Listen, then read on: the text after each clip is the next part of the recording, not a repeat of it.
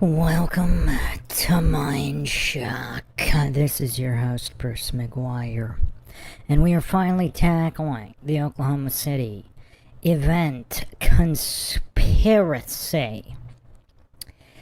Now, many believe that this is what actually started the snowball effect of many different conspiracies, false flags, etc. within the cult of statism and all the bootlickers that just eat it all up. Whatever they see on the idiot box, if it's the official narrative, they believe it.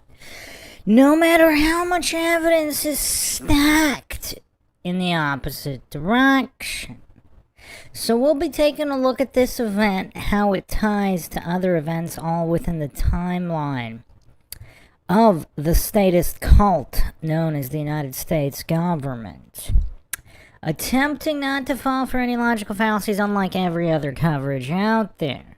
If you want to help support the podcast, you can donate to our PayPal. Check the link in the description. Make sure you're subscribed, like, and share Twitter, Facebook, Reddit, Patreon. You could also become a YouTube member right here on YouTube. Help support the channel that way.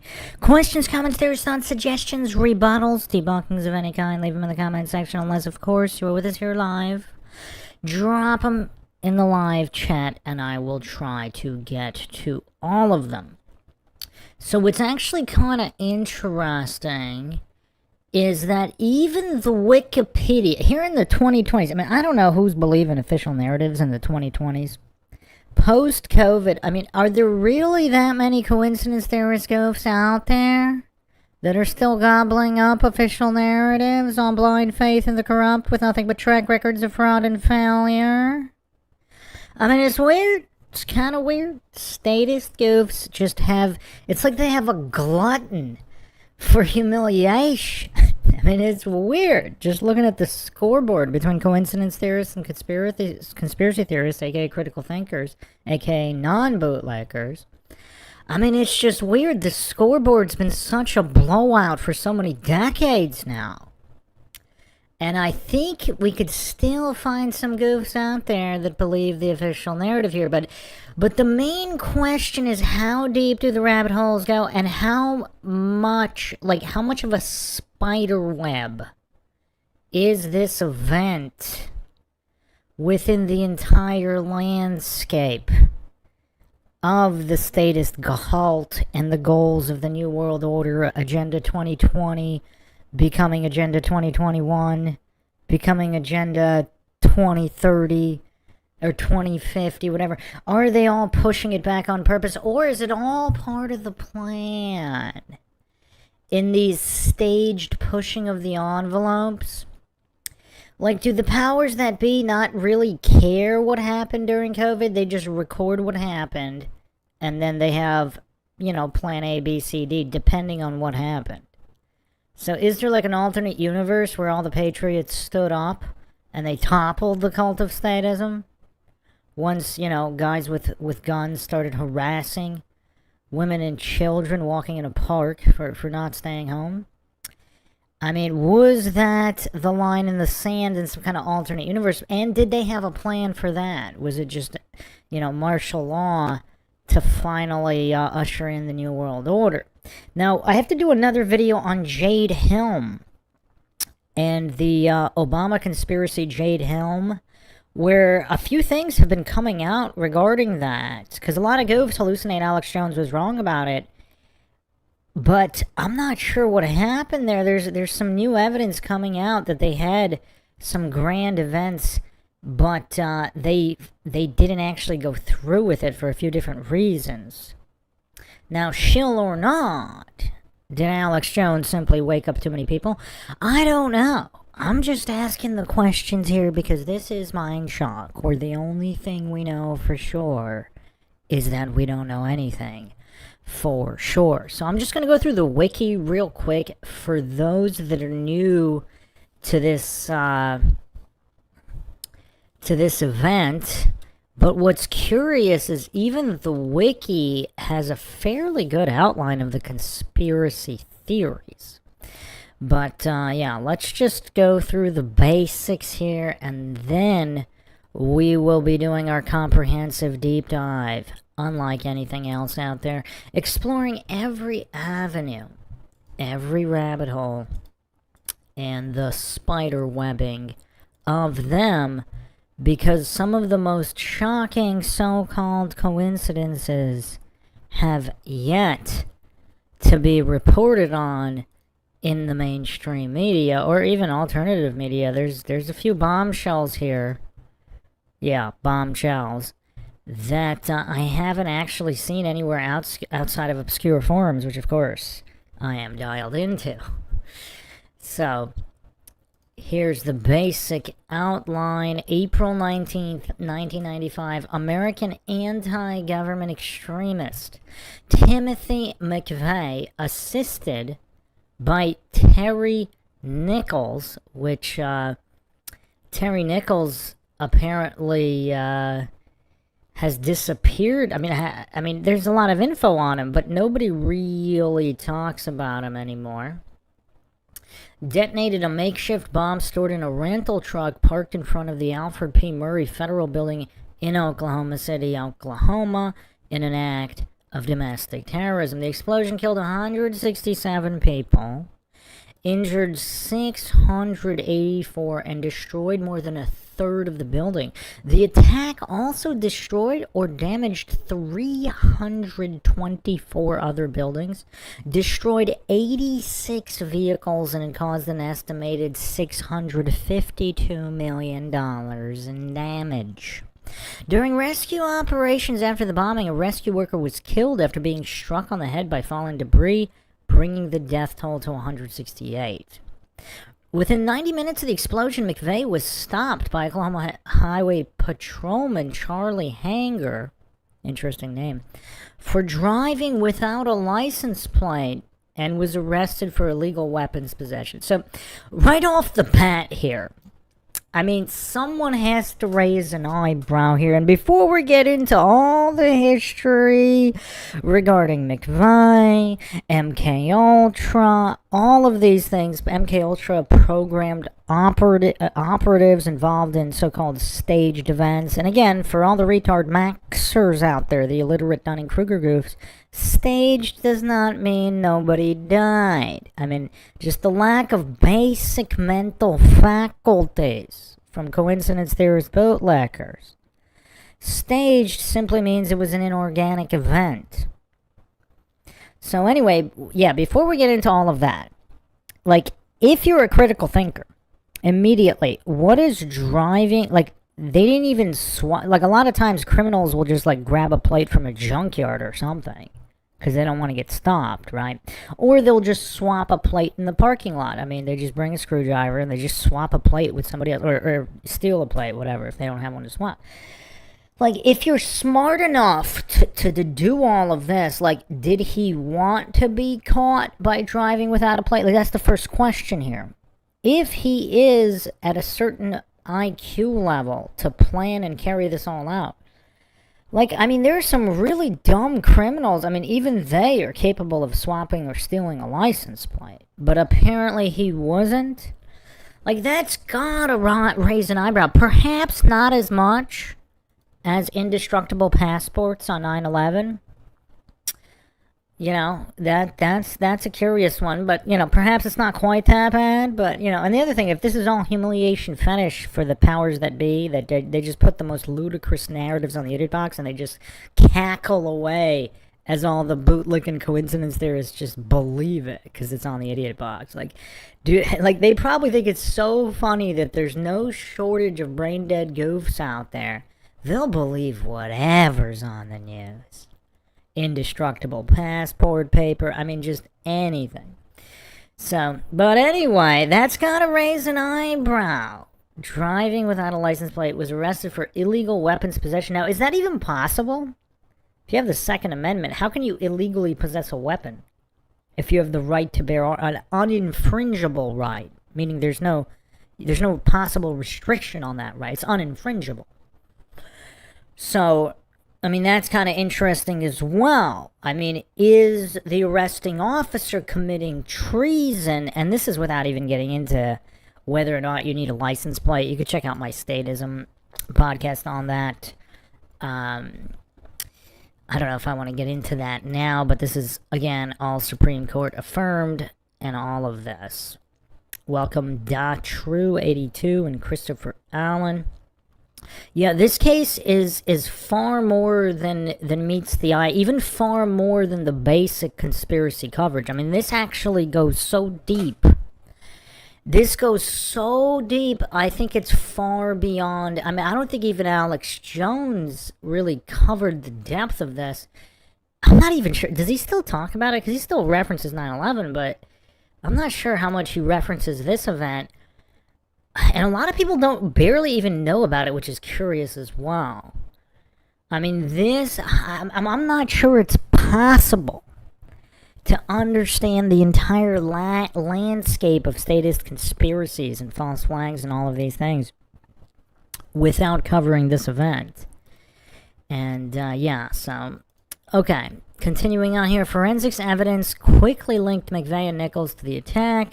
Within days, both men were charged. Meanwhile, cops can't even find people captured on CCTV committing regular crimes, yet within 9/11, they immediately knew who did it and how. And same thing here. It's just kind of crazy. It's kind of crazy. You would think, even in a reasonable universe where they know who did it, would they really publicly disclose all of it that quickly? Because in most cases, like, they're gathering all the evidence, they're seeing how many people are involved. But in a lot of these so-called suspicious events, they know who did it. They know there's no extra people involved, whether it's one guy or two guys or whatever. Like in Columbine, they claimed there were only two. Like, they discover all this immediately. Whereas, like, every other investigation in history, like, it takes weeks, months, possibly even years to truly investigate and explore every avenue and associates and all of this. But in these, should we call them just curious events, it's like they know everything already, and is that reason because it was all part of a script? We'll be examining that theory again. I do not claim anything is true or untrue for the triggered goofs out there. Michael and Lori Fortier were later identified as accomplices. Well, actually, so this is a deviation. They actually identified more accomplices. But they weren't charged? That's interesting. McVeigh, or were they charged later? McVeigh, a combat vet of the Gulf War, had rented a Ryder truck, which he later filled with explosives used in the attack. Nichols assisted McVeigh in planning the attack and making the bomb.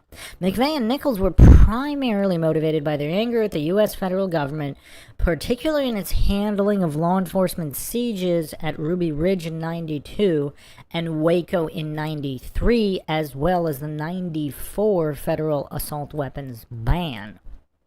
And we saw how, mass shootings exploded after that ban. And after gun-free zones started up in the early 90s, just the absolute explosion of mass shootings and school shootings since those bans.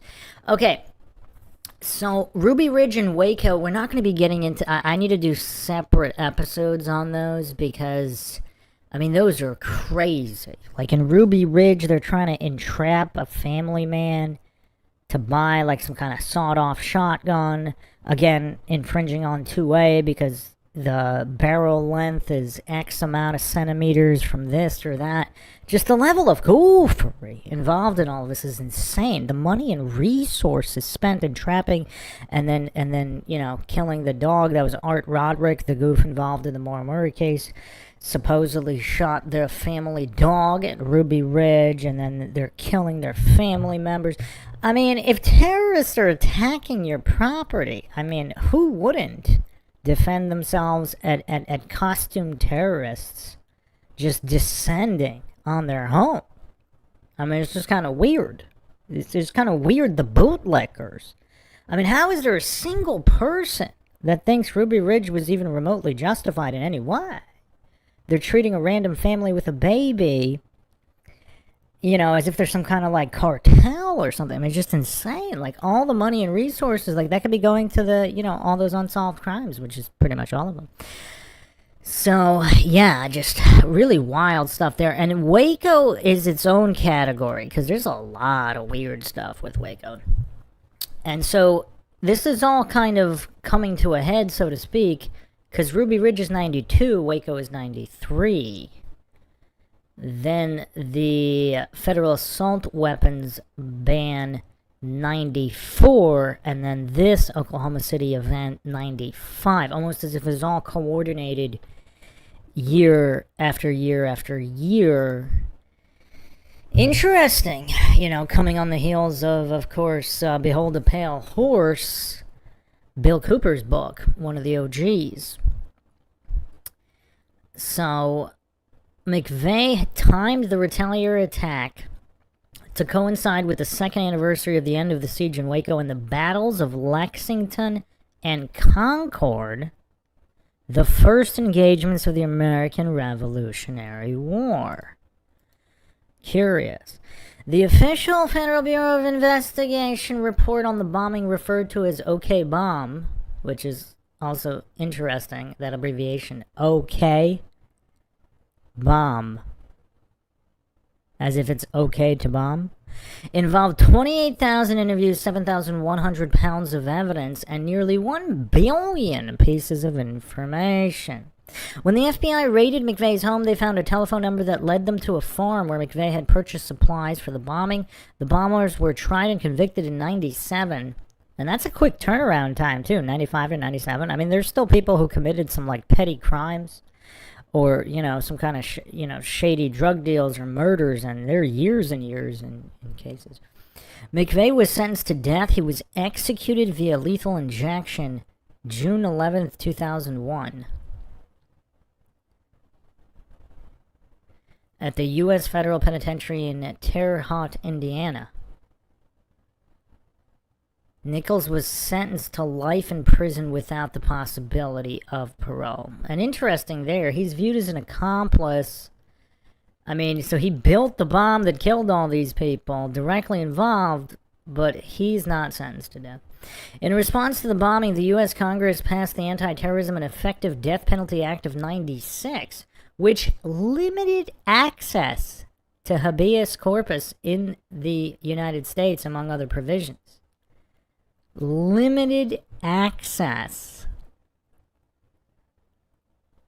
And habeas corpus, for those that don't know, it's a recourse challenging the reasons or conditions of a person's confinement under cover for law.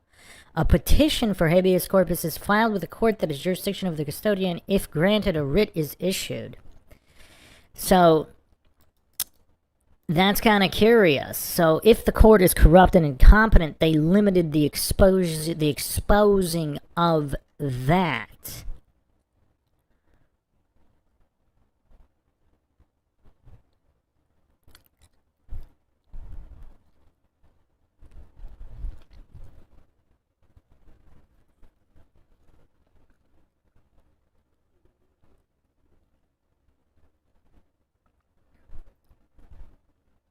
Which is very, very interesting. I mean, there's a very interesting set of circumstances around this event. And it's actually an interesting thought exercise. What if this event hadn't happened? So we could do a few different thought exercises. What if Ruby Ridge, Waco didn't happen, but the Oklahoma City event did? Or what if all three of them didn't happen? Would we be living in a completely different country, a country where freedom still exists? I mean, these are just very curious questions, aren't they? And at that point, even the most devout coincidence theorist bootlicker, if they have the mental capacity to do these basic thought exercises, again, as a further thought exercise, how would the country be different, and what would the powers that be, if they want total and complete control, what would they do to prevent a free country from occurring? Would they stage certain events? And those are very, very good questions, not for the mentally weak bootlickers and coincidence theorists. So it also passed legislation to increase the protection around federal buildings to deter future terrorist attacks. The bombing remains the deadliest act of domestic terrorism in U.S. history, and was the deadliest terrorist attack in U.S. history until the September 11th attacks. Planning chief conspirators Timothy McVeigh and Tara Nichols met in '88 at Fort Benning during basic training for the U.S. Army. McVeigh met Michael Fortier as his Army roommate. The three shared interests in survivalism. McVeigh and Nichols were radicalized by white supremacists and anti-government propaganda. And you know, it was an interesting piece of information here. Anti-government propaganda, is that just known as truth? Like basic common sense, is that what that is? Because technically, Thomas Paine's pamphlets, Common Sense, which led to the Revolutionary War, they were considered anti-government propaganda, but they were simply truth, right? I mean, it's almost comical to read like official narratives with this wording, just looking back through history, like who the good guys were, who the bad guys were, and the language that's used here to describe all of this. They expressed anger at the federal government's handling of the '92 Federal Bureau of Investigation standoff with Randy Weaver at Ruby Ridge, as well as the Waco siege, a 51-day standoff in '93 between the FBI and the Branch Davidian members that began with a botched Bureau of Alcohol, Tobacco, and Firearms attempt to execute a search and arrest warrant. There was a shootout and ultimately a siege of the compound, resulting in the burning and shooting deaths of David Koresh and 81 others. In March '93, McVeigh visited the Waco site during the standoff, and again after the siege ended. He later decided to bomb a federal building as a response to the raids and to protest what he believed to be U.S. government efforts to restrict the rights of private citizens, especially those under the Second Amendment. So again, someone with this level of observational intelligence, they're going to forget a license plate? I mean, it's curious. McVeigh had stated that federal agents were acting like soldiers, thus making an attack on a federal building an attack on their command centers. McVeigh later said that instead of bombing a building, he had contemplated a campaign of individual assassination. Potential targets in this campaign included U.S. Attorney General Janet Reno and FBI hostage rescue team sniper Lon Horiuchi. He initially intended to destroy only a federal building, but later decided that his message would be more powerful if many people were killed in the bombing. McVeigh's criterion for attack sites were that the target should house at least two of the three federal enforcement agencies: the Bureau of Alcohol, Tobacco, Firearms, and Explosives, the ATF, the Federal Bureau of Investigation, the FBI, and the Drug Enforcement Agency, the DEA. You know what's weird regarding the ATF and DEA? That's kind of weird? Like, why is there even an ATF or DEA? I mean, you have the right to bear arms, uninfringible. I mean, and alcohol and tobacco, I mean, you're going to restrict free market capitalism, like people just transporting plants or grain or liquid derivatives of grain. It's kind of weird. And drug enforcement, I mean, other than people, involving, and selling anything to children, although look at all these corrupt companies selling like candy with like all these poisonous carcinogen ingredients and just all of this processed sugar, more addictive than heroin. I mean, it's kind of weird. It's kind of weird, the people that hallucinate this is all justified, this level of statist control. So, yeah. Anyway, continuing here with his, again, the alleged decisions that he made. He regarded the presence of additional law enforcement agencies such as the Secret Service or the U.S. Marshal Service as a bonus. As a resident of Kingman, Arizona, McVeigh considered targets in Missouri, Arizona, Texas, and Arkansas. He said his authorized biography that he wanted to minimize non-governmental casualties. So he ruled out Simmons Tower, a 40-story building in Little Rock, Arkansas, because a florist's shop occupied space on the ground floor. In December '94, McVeigh and Fortier visited Oklahoma City to inspect what would become the target of their campaign, the Alfred P. Murray Federal Building. The 9-story building, built in '77, was named for a federal judge and housed 14 federal agencies, including the DEA, ATF, Social Security Administration, and recruiting offices for the Army and Marine Corps. McVeigh chose the Murray Building because he expected its glass front to shatter under the impact of the blast.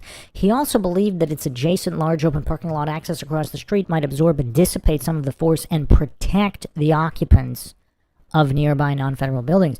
McVeigh also believed that the open space around the building would provide better photo opportunity for propaganda purposes.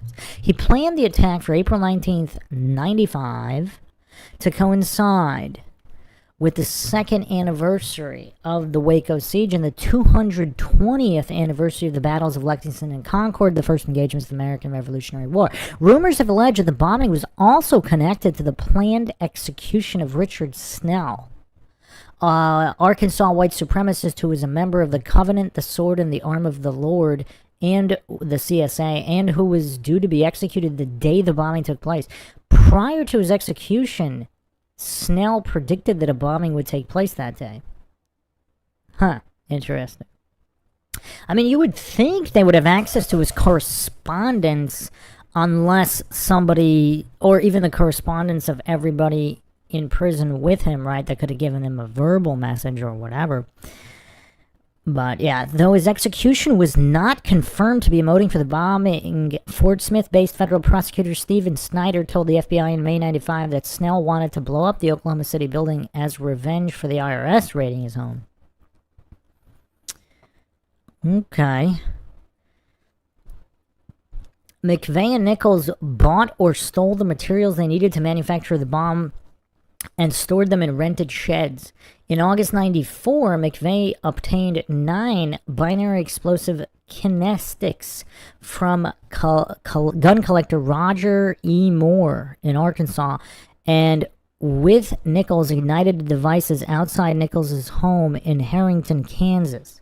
September 30th, 94, Nichols bought 40 50-pound bags of ammonium nitrate fertilizer from Mid-Kansas Coop in McPherson, Kansas, enough to fertilize 12.5 acres of farmland at a rate of 160 pounds of nitrogen per acre, an amount commonly used for corn. Nichols bought an additional 50-pound bag on October 18, 94, and McVeigh approached Fortier and asked him to assist with the bombing project, but he refused. Again, this is the official narrative. McVeigh and Nichols then robbed Moore in his home of $60,000 worth of guns, gold, silver, and jewels, transporting the property in the victim's van. McVeigh wrote Moore a letter in which he claimed that government agents had committed the robbery. Items stolen from Moore were later found in Nichols' home and in a storage shed he had rented. I mean, at least he came up with a believable story. I mean, look at all those stories of government agents just stealing so much from private citizens randomly. In October 94, McVeigh showed Michael and his wife, Lori Fortier, a diagram he had drawn of the bomb he wanted to build. McVeigh planned to construct a bomb containing more than 5,000 pounds of ammonium nitrate fertilizer mixed with about 1,200 pounds of liquid nitromethane and 350 pounds of Tovex. Including the weight of the 16 55-gallon drums in which the explosive mixture would be packed, the bomb would have a combined weight of about 7,000 pounds. McVeigh originally intended to use hydrazine rocket fuel, but it proved to be too expensive. McVeigh and his accomplices then attempted to purchase 55 U.S. gallon drums of nitromethane at various NHRA drag racing series events during the season. His first attempt was at the Sears Craftsman Nationals held at Heartland Motorsports Park in Pauline, Kansas. Worldwide Racing Fuels representative Steve Lesua, one of the 3 dealers of nitromethane, was at his unit when he noted a young man in fatigues wanted to purchase nitromethane and hydrazine. Another fuel salesman, Glenn Tipton of VP Racing Fuels, testified on May 1st, 97 about McVeigh's attempt to buy nitromethane and hydrazine. After the event, Tipton informed Wade Gray of Texas Allied Chemical, a chemical agent for VP Racing Fuels, who informed Tipton of the explosiveness of a nitromethane and hydrazine mixture. McVeigh, using an assumed name, then called Tipton's office. Suspicious of his behavior, Tipton refused to sell McVeigh the fuel. The next round of the NHRA Championship Tour was the Chief Auto Parts Nationals at the Texas Motorplex in Ennis, Texas, where McVeigh posed as a motorcycle racer and attempted to purchase nitromethane on the pretext that he and some fellow bikers needed it for racing. However, there were no nitromethane-powered motorcycles at the meeting, and he did not have an NHRA competition license. Lesueur again refused to sell McVeigh the fuel because he was suspicious of McVeigh's actions and attitudes, but VP Racing Fuels representative Tim Chambers sold McVeigh 3 barrels. Chambers questioned the purpose of the 3 barrels when typically no more than 5 gallons would be purchased by a Top Fuel Harley rider, and the class was not even raced that weekend. McVeigh rented a storage space in which he stockpiled 7 crates of the 18-inch long Tovex sausages, 80 spools of shock tube, and 500 elastic blasting caps, which he and Nichols had stolen from a Martin Marietta Aggregates quarry near Marion, Kansas. He decided not to steal any of the 40,000 pounds of ANFO, ammonium nitrate fuel oil, he found at the scene, as he did not believe it was powerful enough. He did obtain 17 bags of ANFO from another source for use in the bomb. McVeigh made a prototype bomb that was detonated in the desert to avoid detection. Think about the people as if they were stormtroopers in Star Wars. They may be individually innocent, but they are guilty because they work for the evil empire. That's a quote from McVeigh, reflecting on the deaths of victims in the bombing. Later, speaking about the military mindset in which he went about his preparations, he said, quote, "You learn how to handle killing in the military. I faced the consequences, but you learn to accept it." End quote. He compared his actions to the atomic bombings of Hiroshima and Nagasaki rather than the attack on Pearl Harbor, reasoning it was necessary to prevent more lives from being lost. April 14th, 1995, McVeigh paid for a room at the Dreamland Motel in Junction City, Kansas. The next day, he rented a 93 Ford F700 truck from Ryder under the name Robert D. Kling, an alias he adopted because he knew an Army soldier named Kling with whom he shared physical characteristics, and because it reminded him of the Klingon warriors in Star Trek. On April 16th, he and Nichols drove to Oklahoma City, where he parked a getaway car, a yellow 77 Mercury Marquis, several blocks from the Murray Federal Building. The nearby Regency Towers Apartments lobby security camera recorded images of Nichols' blue 84 GMC pickup truck on April 16th. After removing the car's license plate, he left a note covering the VIN and said, quote, "Not abandoned. Please do not tow. Will move by April 23rd. Needs battery and cable," end quote. Both men then returned to Kansas. That's, wow, interesting. Did he think that note would be respected? Because nowadays, obviously, people would just laugh at that note. Nobody gives a crap about nothing, but yeah, welcome Tom Rossland in the chat here. Yeah, this one's going to be a doozy, so I hope everybody's comfortable. This is going to be a long one. We got so much to go over here. April 17th to 18th, 1995, McVeigh and Nichols removed the bomb supplies from their storage unit in Harrington, Kansas, where Nichols lived, and loaded them into the Ryder rental truck. They then drove to Gary Lake State Park, where they nailed boards on the floor of the truck to hold the 13 barrels in place and mixed the chemicals using plastic buckets and a bathroom scale.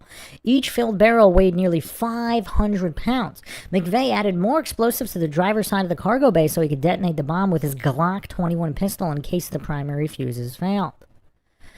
During McVeigh's trial, Lori Fortier stated that McVeigh claimed to have arranged the barrels in order to form a shaped charge. This was achieved by tamping, placing material against explosives opposite the target of the explosion.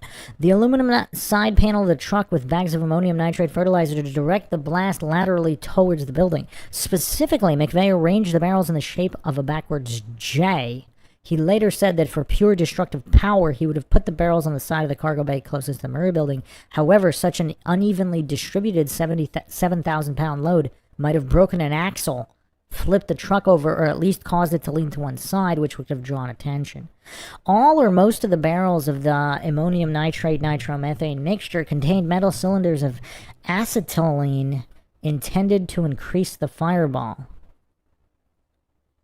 Acetylene intended to increase the fireball and brisance of the explosion. The use of a Ryder truck and the bomb material was an extremely similar technique used in the 93 World Trade Center bombing, and it's been proposed they were inspired by the event to replicate their use of a truck and similar bombs in the Oklahoma bombing. Yeah, we need to do an episode on the 93 World Trade Center attempted bombing, because there's a lot of question marks regarding that event as well. Lot of question marks there.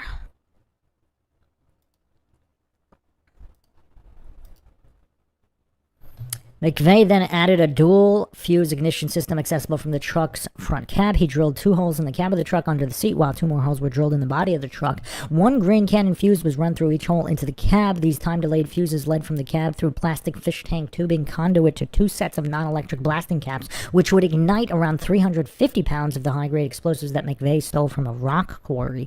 The tubing was painted yellow to blend in with the truck's livery and duct taped in place to the wall to make it harder to disable by yanking from the outside.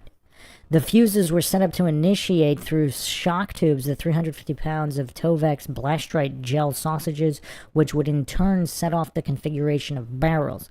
Of the 13 filled barrels, 9 contained ammonium nitrate and nitromethane, and 4 contained a mixture of the fertilizer and about 4 U.S. gallons of diesel fuel. Additional materials and tools were used for manufacturing the bomb were left in the truck to be destroyed in the blast. After finishing the truck bomb, the 2 men separated. Nichols returned home to Harrington, and McVeigh traveled with the truck to Junction City. The bomb cost about $5,000, equivalent to about $11,000 in 2025 to make, which is pretty crazy, because that's not really all that expensive, considering war efforts, etc. Bombing. McVeigh's original plan had been to detonate the bomb at 11 a.m., but at dawn, April 19th, 95, he decided instead to destroy the building at 9 a.m. As he drove toward the Murray building in the Ryder truck, McVeigh carried with him an envelope containing pages from the Turner Diaries, a fictional account of white supremacists who ignite a revolution by blowing up the FBI headquarters at 9:15 one morning using a truck bomb. McVeigh wore a printed t-shirt with Sic Semper Tyrannis, thus always to tyrants, which, according to legend, Brutus said during the assassination of Julius Caesar, and is also claimed to have been shouted by John Wilkes Booth immediately after the assassination of Abe Lincoln. And, quote, the tree of liberty must be refreshed from time to time with the blood of patriots and tyrants, end quote, from Thomas Jefferson. He also carried an envelope full of revolutionary materials and included a bumper sticker with a slogan falsely attributed to Thomas Jefferson, quote, when the government fears the people, there is liberty. When the people fear the government, there is tyranny, end quote. Underneath, McVeigh had written, quote, maybe now there will be liberty, exclamation point, end quote, with a hand-copied quote by John Locke asserting that a man has a right to kill someone who takes away his liberty. McVeigh entered Oklahoma City at 8:50 a.m. At 8:57 a.m., the Regency Towers Apartments lobby security camera that had recordings of Nichols' pickup truck 3 days earlier recorded the Ryder truck heading towards the Murray Federal Building. At the same moment, McVeigh lit the 5-minute fuse. 3 minutes later, still a block away, he lit the 2-minute fuse.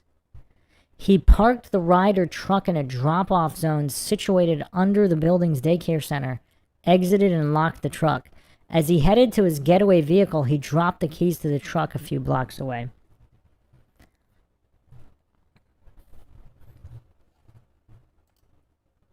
I mean, this is pretty crazy too. I mean, just even imagining like what's going through his head. Like, you're lighting the fuse while being in the vehicle.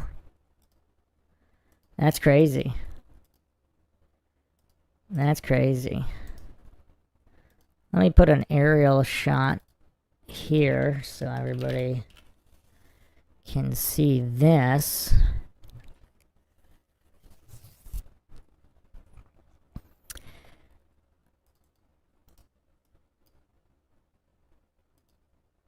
So here's an aerial shot. I mean, that's pretty crazy damage. I mean, that was a heck of a bomb. Welcome Walt Chamberlain and Austin MP in here.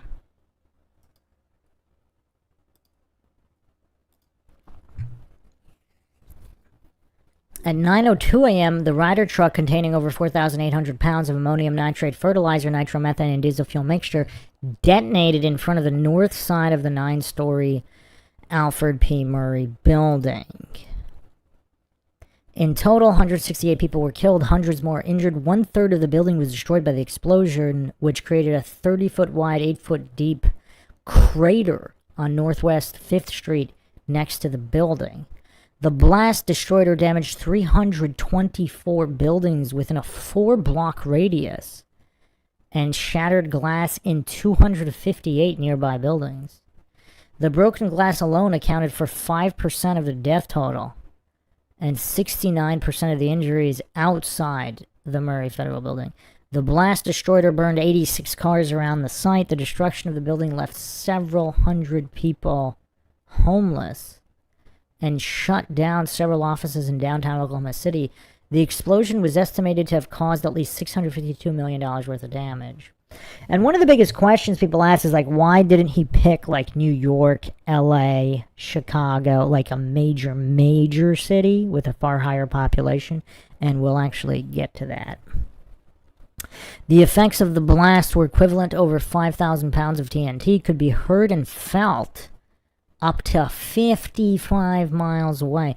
Seismometers at the Omniplex Science Museum in Oklahoma City, 4.3 miles away, and in Norman, Oklahoma, 16.1 million miles away, recorded the blast measuring 3.0 on the Richter magnitude scale. The collapse of the northern half of the building took roughly 7 seconds. As the truck exploded, it first destroyed the column next to it, designated as G20, and shattered the entire glass facade of the building.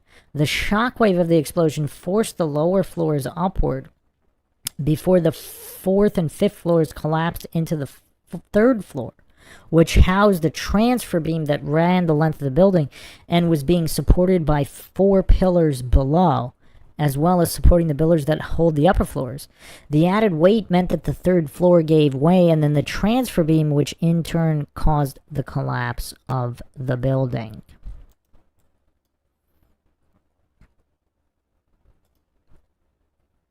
Initially, the FBI had 3 hypotheses about responsibility for the bombing: international terrorists, possibly the same group that had carried out the World Trade Center bombing; a drug cartel carrying out an act of vengeance against the DEA agents in the building's DEA office; and anti-government radicals attempting to start a rebellion against the government. McVeigh was arrested within 90 minutes of the explosion as he was traveling north on Interstate 35 near Perry in Noble County, Oklahoma.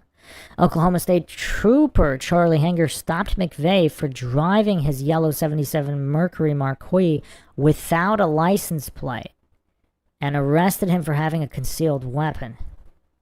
For his home address, McVeigh falsely claimed he was a resident at Terry Nichols' brother James's house in Michigan. After booking McVeigh into jail, Trooper Hanger searched his patrol car, found a business card which had been concealed by McVeigh after being handcuffed.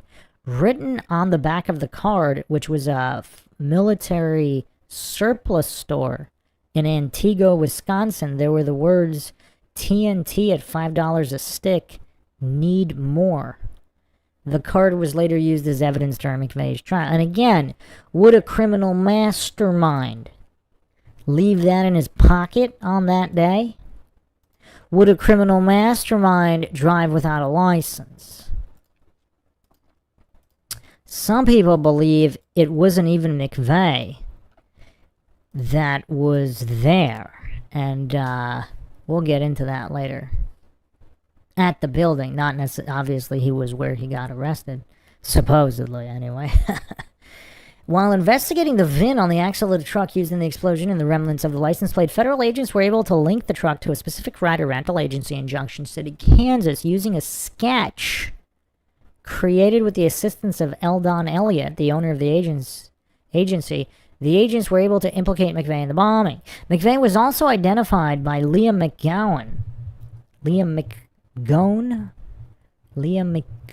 of the Dreamland Motel, interesting name there, right? Dreamland, who remembered him parking a large yellow Ryder truck on the lot. McVeigh had signed in under his real name at the motel. That's also interesting, isn't it? Would a criminal mastermind do that? Using an address that matched the one on his forged license and the charge sheet at the Perry police station. Before signing his real name at the motel, McVeigh used false names for his transactions. So that's kind of curious. So he uses false names, but for whatever reason, he uses his real name at the motel. McGone noted people are so used to signing their own name that when they go to sign a phony name, they always almost go to write and then look up for a moment as if to remember the new name they want to use. That's what McVeigh did, and when he looked up, I started talking to him, and it threw him. Seriously? This criminal mastermind military man is going to get thrown and accidentally sign his real name just because someone said something? It's kind of weird. I mean, again, depending on the level of the MK Ultra, maybe it's not weird. Maybe there's some kind of an innocent phrase or a common phrase that triggers personality switching. Again, if that's what happened to him, and if he was an MK Ultra, I do not claim anything is true or untrue. After April 21st, 95, court hearing on the gun charges, but before McVeigh's release, federal agents took him into custody as they continued their investigation into the bombing. Rather than talk to investigators about the bombing, McVeigh demanded an attorney. Having been tipped off by the arrival of police and helicopters that a bombing suspect was inside, a restless crowd began to gather outside the jail. McVeigh's request for a bulletproof vest or a transport by helicopter were denied. But authorities did use a helicopter to transport him from Perry to Oklahoma City. Federal agents obtained a warrant to search the house of McVeigh's father, Bill, after which they broke down the door and wired the house and telephone with listening devices. FBI investigators used the info gained along with the fake address McVeigh had been using to begin their search for the Nichols brothers, Terry and James. April 21st, 95, Terry Nichols learned that he was being hunted and turned himself in. Investigators discovered incriminating evidence at his home: ammonium nitrate and blasting caps, the electric drill used to drill out the locks at the quarry, books on bomb making, a copy of Hunter, an '89 novel by William Luther Pierce, the founder and chairman of the National Alliance, a white nationalist group, and a hand-drawn map of downtown Oklahoma City on which the Murray building and the spot where McVeigh's getaway car was hidden were marked. So he didn't destroy any of that after the fact? After a 9-hour interrogation, Terry Nichols was held in federal custody until his trial. April 25th, 95, James Nichols was also arrested, but he was released after 32 days due to lack of evidence. McVeigh's sister, Jennifer, was accused of illegally mailing ammunition to McVeigh, but she was granted immunity in exchange for testifying against him. A Jordanian-American man traveling home from his home in Oklahoma City to visit family in Jordan on April 19, 95 was detained and questioned by the FBI at the airport. Several Arab-American groups criticized the FBI for racial profiling and the subsequent media coverage for publicizing the man's name. Attorney General Reno denied claims that the federal government relied on racial profiling, which FBI Director Louis J. Free told a press conference that the man was never a suspect and was instead treated as a witness to the bombing who assisted the government's investigation.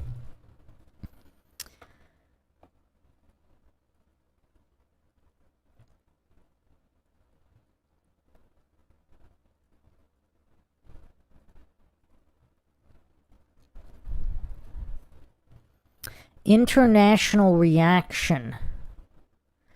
International reactions to the bombing varied. President Clinton received many messages of sympathy, including those from Queen Elizabeth II of the UK, Yasser Arafat of the Palestine Liberation Organization, and P.V. Narasimha Rao of India. Other condolences came from Russia, Canada, Australia, the United Nations, and the European Union, among other nations and organizations. Several countries offered to assist in both the rescue efforts and investigation. France offered to send a special rescue unit.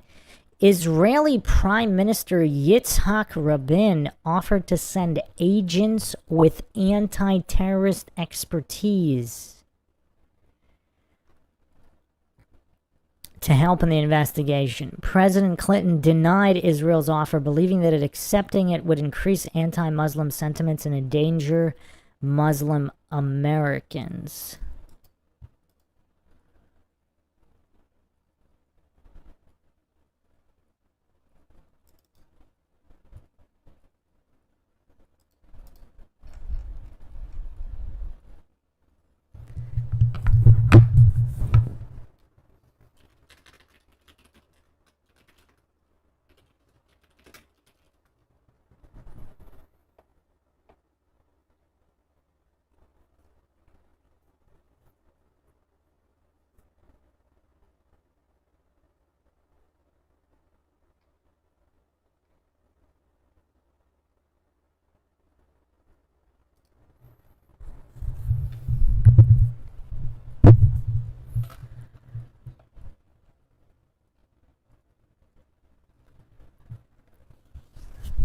The aftermath: within 48 hours of the attack and with the assistance of the General Services Administration, the GSA, the targeted federal officers were able to resume operations in other parts of the city.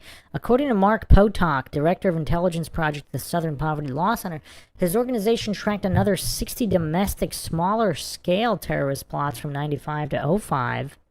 Several of the plots were uncovered and prevented, while others caused various infrastructure damage, deaths, and other destruction. Potok revealed that in '96 there were approximately 858 domestic militias and other anti-government groups, but the number had dropped to 152 by 2004. Shortly after the bombing, the FBI hired an additional 500 agents to investigate potential domestic terrorist attacks. A 2005 FBI report said that the bombing brought the threat of right-wing terrorism to the forefront of American law enforcement's attention. And again here, that's actually kind of crazy. If there were 858 militias in '96, so if you have knowledge of all these rising militias and that there might be a real threat to the statist cult, if you want to maintain the statist cult, do you orchestrate events in order to shut down the militias?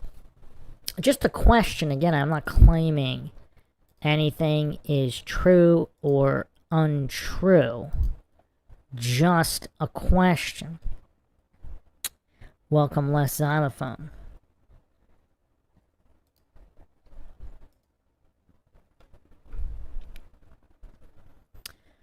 Legislation. In the wake of the bombing, U.S. government enacted several pieces of legislation, including the Anti-Terrorism and Effective Death Penalty Act of '96.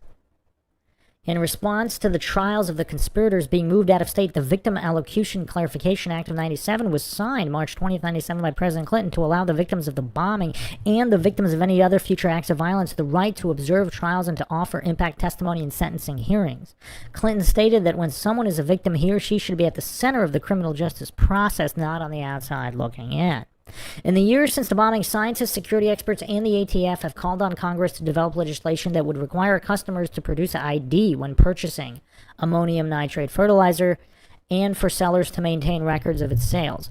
Critics argue that farmers lawfully use large quantities of fertilizer, and as of 2009, only Nevada and South Carolina require ID from purchases.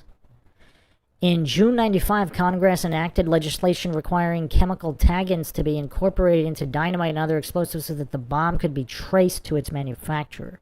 In 2008, Honeywell announced that it had developed a nitrogen-based fertilizer that would not detonate when mixed with fuel oil. The company got assistance from the Department of Homeland Security to develop the fertilizer for commercial use. It uses ammonium sulfate to make the fertilizer less explosive. Interesting.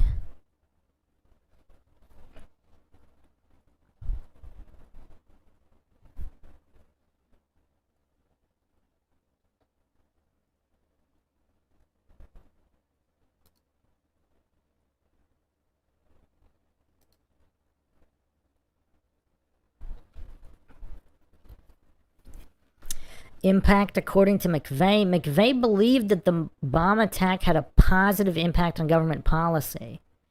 In evidence, he cited the peaceful resolution of the Montana-Freeman standoff in '96, the government's $3.1 million settlement with Randy Weaver and his surviving children 4 months after the bombing, and April 2000 statements by Bill Clinton regretting his decision to storm the Branch Davidian compound. McVeigh stated, quote, "Once you bloody the bully's nose and he knows he's going to get punched again, he's not coming back around," end quote. Yeah, I don't know about all that. That's kind of weird. He actually thinks, because the government only got more powerful since then, with more widespread surveillance and all of that.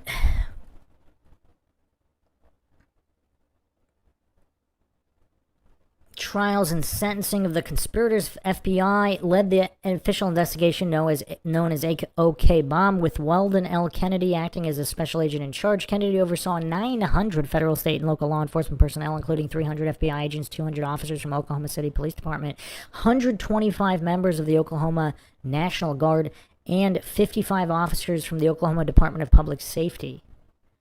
The crime task force was deemed the largest since the investigation into the assassination of John F. Kennedy. OK Bomb was the largest criminal case in American history, with FBI agents conducting 28,000 interviews, amassing 3.5 short tons of evidence, collecting nearly 1 billion pieces of info. Federal Judge Richard Paul Match ordered that the venue for the trial be moved from Oklahoma City to Denver, ruling that defendants would be unable to receive a fair trial in Oklahoma. The investigation led to the separate trials and convictions of McVeigh, Nichols, and Fortier.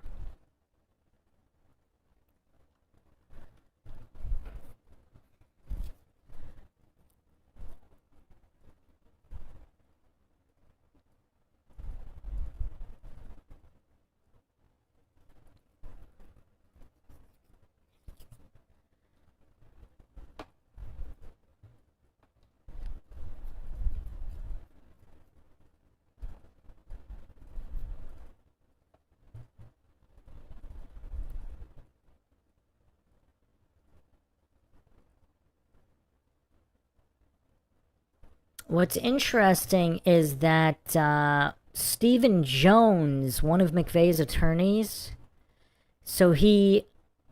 Jones believed McVeigh was part of a larger conspiracy and sought to present him as the designated patsy. According to the Wikipedia, McVeigh disagreed with Jones, arguing that rationale for his defense. After a hearing, Judge Match independently ruled the evidence concerning a larger conspiracy to be too insubstantial to be admissible.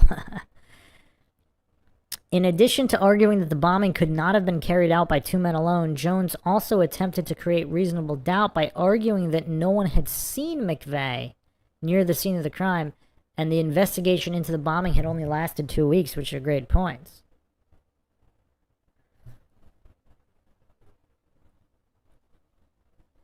Jones presented 25 witnesses over a 1-week period, including Frederick Whitehurst, a chemist and attorney, and a supervisory special agent in the FBI. So this guy worked in labs, etc. Whitehurst described the FBI's sloppy investigation of the bombing site and its handling of other key evidence.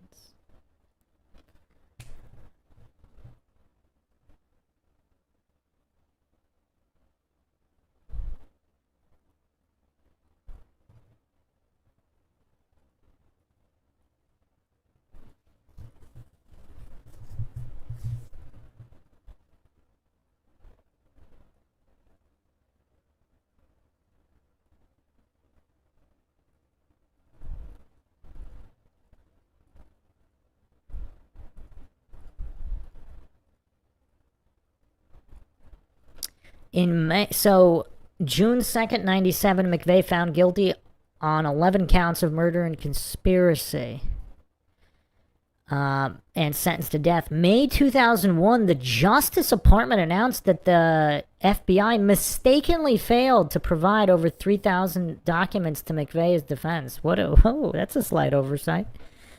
Wow. June 6th, federal judge Match ruled the documents would not prove McVeigh innocent, ordered the execution to proceed. It's kind of weird, though, whether they would or wouldn't. I mean, clearly that's not a fair trial. If there's all these investigatory documents, like, what if McVeigh really was a patsy? What if this? I'm not saying that was the case, but if it was, like, how are you gonna? That's kind of weird.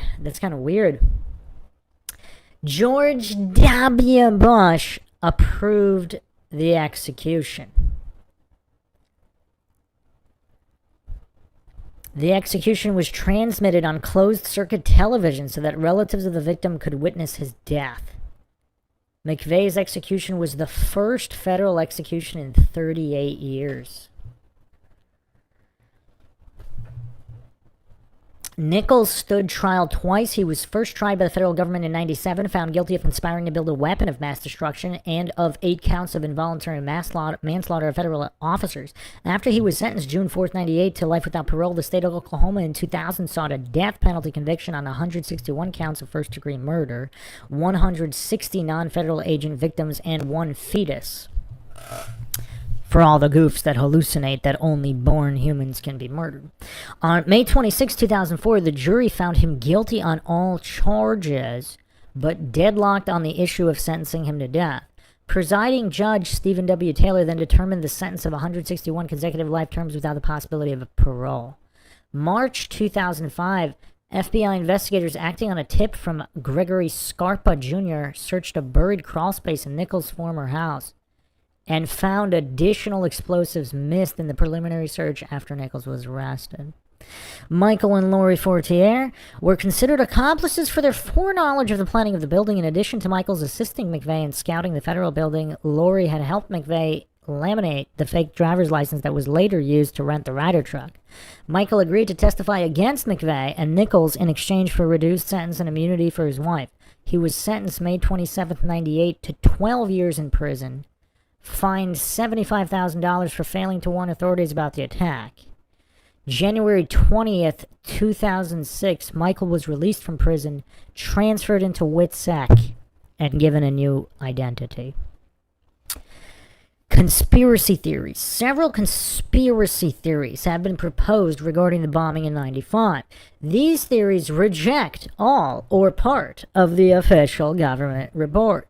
Some of these theories focus on the possibility of additional co-conspirators alongside McVeigh and Nichols that were never indicted, or additional explosives planted inside the Alfred P. Murrah Federal Building. John Doe number 2 was no John Doe number 2 was ever identified, and the government never openly investigated anyone else in conjunction with the bombing, although the defense teams in both McVeigh's and Nichols' trials suggested that others were involved. Judge Stephen W. Taylor found no credible, relevant, or legally admissible evidence of anyone other than McVeigh and Nichols having directly participated in the bombing. When McVeigh, this propaganda spin is hilarious, just really groveling at the official narrative. When McVeigh was asked if there were other conspirators in the bombing, he replied, quote, "You can't handle the truth, because the truth is, I blew up the Murray building. And isn't it kind of scary that one man could wreak this kind of hell," end quote. And again, was it one man? Because he had at least one accomplice, even officially. So for the goofs that hallucinate that him saying that means he was a lone wolf, when clearly there's another guy convicted here. Not just one other guy, you also have Michael Fortier. So yeah. On the morning of McVeigh's and of course, if he was MK Ultra and it was all part of the plan, etc. On the morning of McVeigh's execution, a letter was released in which he had written, quote, "For those diehard conspiracy theorists who will refuse to believe this, I turn the tables and say, show me where I needed anyone else. Financing, logistics, specialized tech skill, brainpower, strategy. Show me where I needed a dark, mysterious Mr. X," end quote. And again, is it really about that? Or, well, again, we'll get into that as well. But that aside, logistics aside, if he was MK Ultra'd into doing this in the first place, that's evidence of a mass conspiracy, if that's true. And also programmed to say that. Or not programmed, if depending on which personality of his was active. So that's the general rundown from the wiki.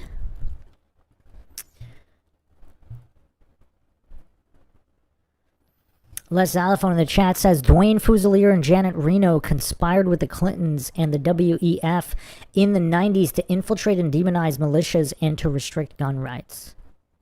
McVeigh was sheep-dipped and he isn't dead.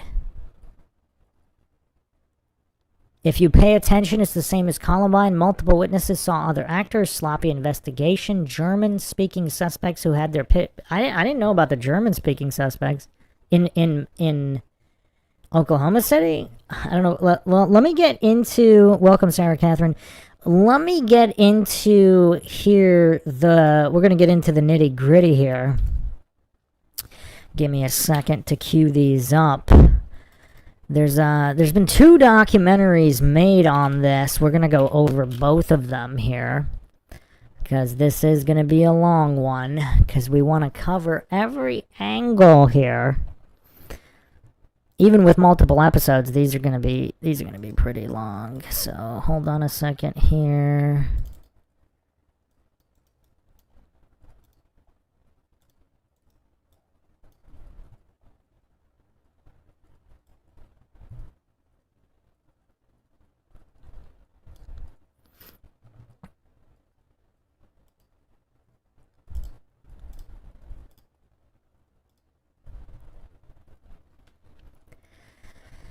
So there's I don't know what I want to go over first here. We have 2 documentaries here, Secret Life of Timothy McVeigh and A Noble Lie, Oklahoma City 95 documentary. And then there's also a very interesting interview. Let's go with The Secret Life of Timothy McVeigh first, from the Corbett report. I think this guy actually blocked me on Twitter. I forgot even over what, but highly emotional goof. But obviously some excellent reporting here. So fair use here. This is going to be a great overview, but this only scratches the surface. Like, we have so much to go over here, but this will set the stage for sure. Fair use here. You're listening to the Corbett Report. Basically, there are 4 elements that I have to receive information regarding. South of this address, are you going to check on that? 179, that's affirmative. We Marks the worst U.S. terrorist attack in history, the bombing of the Alfred P. Murrah building in downtown Oklahoma City. The explosion shook central Oklahoma, killed nearly 170 people, and injured more than 400 others. Someone had detonated a Ryder truck filled with explosives outside the building. The only suspect actually charged in the bombing so far is Timothy McVeigh. Timothy McVeigh. Timothy McVeigh.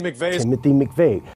Timothy McVeigh, the Oklahoma City bomber, the face of American terrorism, the face of evil. On the morning of April 19th, 1995, the Alfred P. Murrah building was torn apart by explosions, killing 168. Office workers, passers-by, children in the building's daycare center. Horrified, a nation in grief turned to the authorities for answers. Now, 20 years after that tragic day, we all know the story the public was told.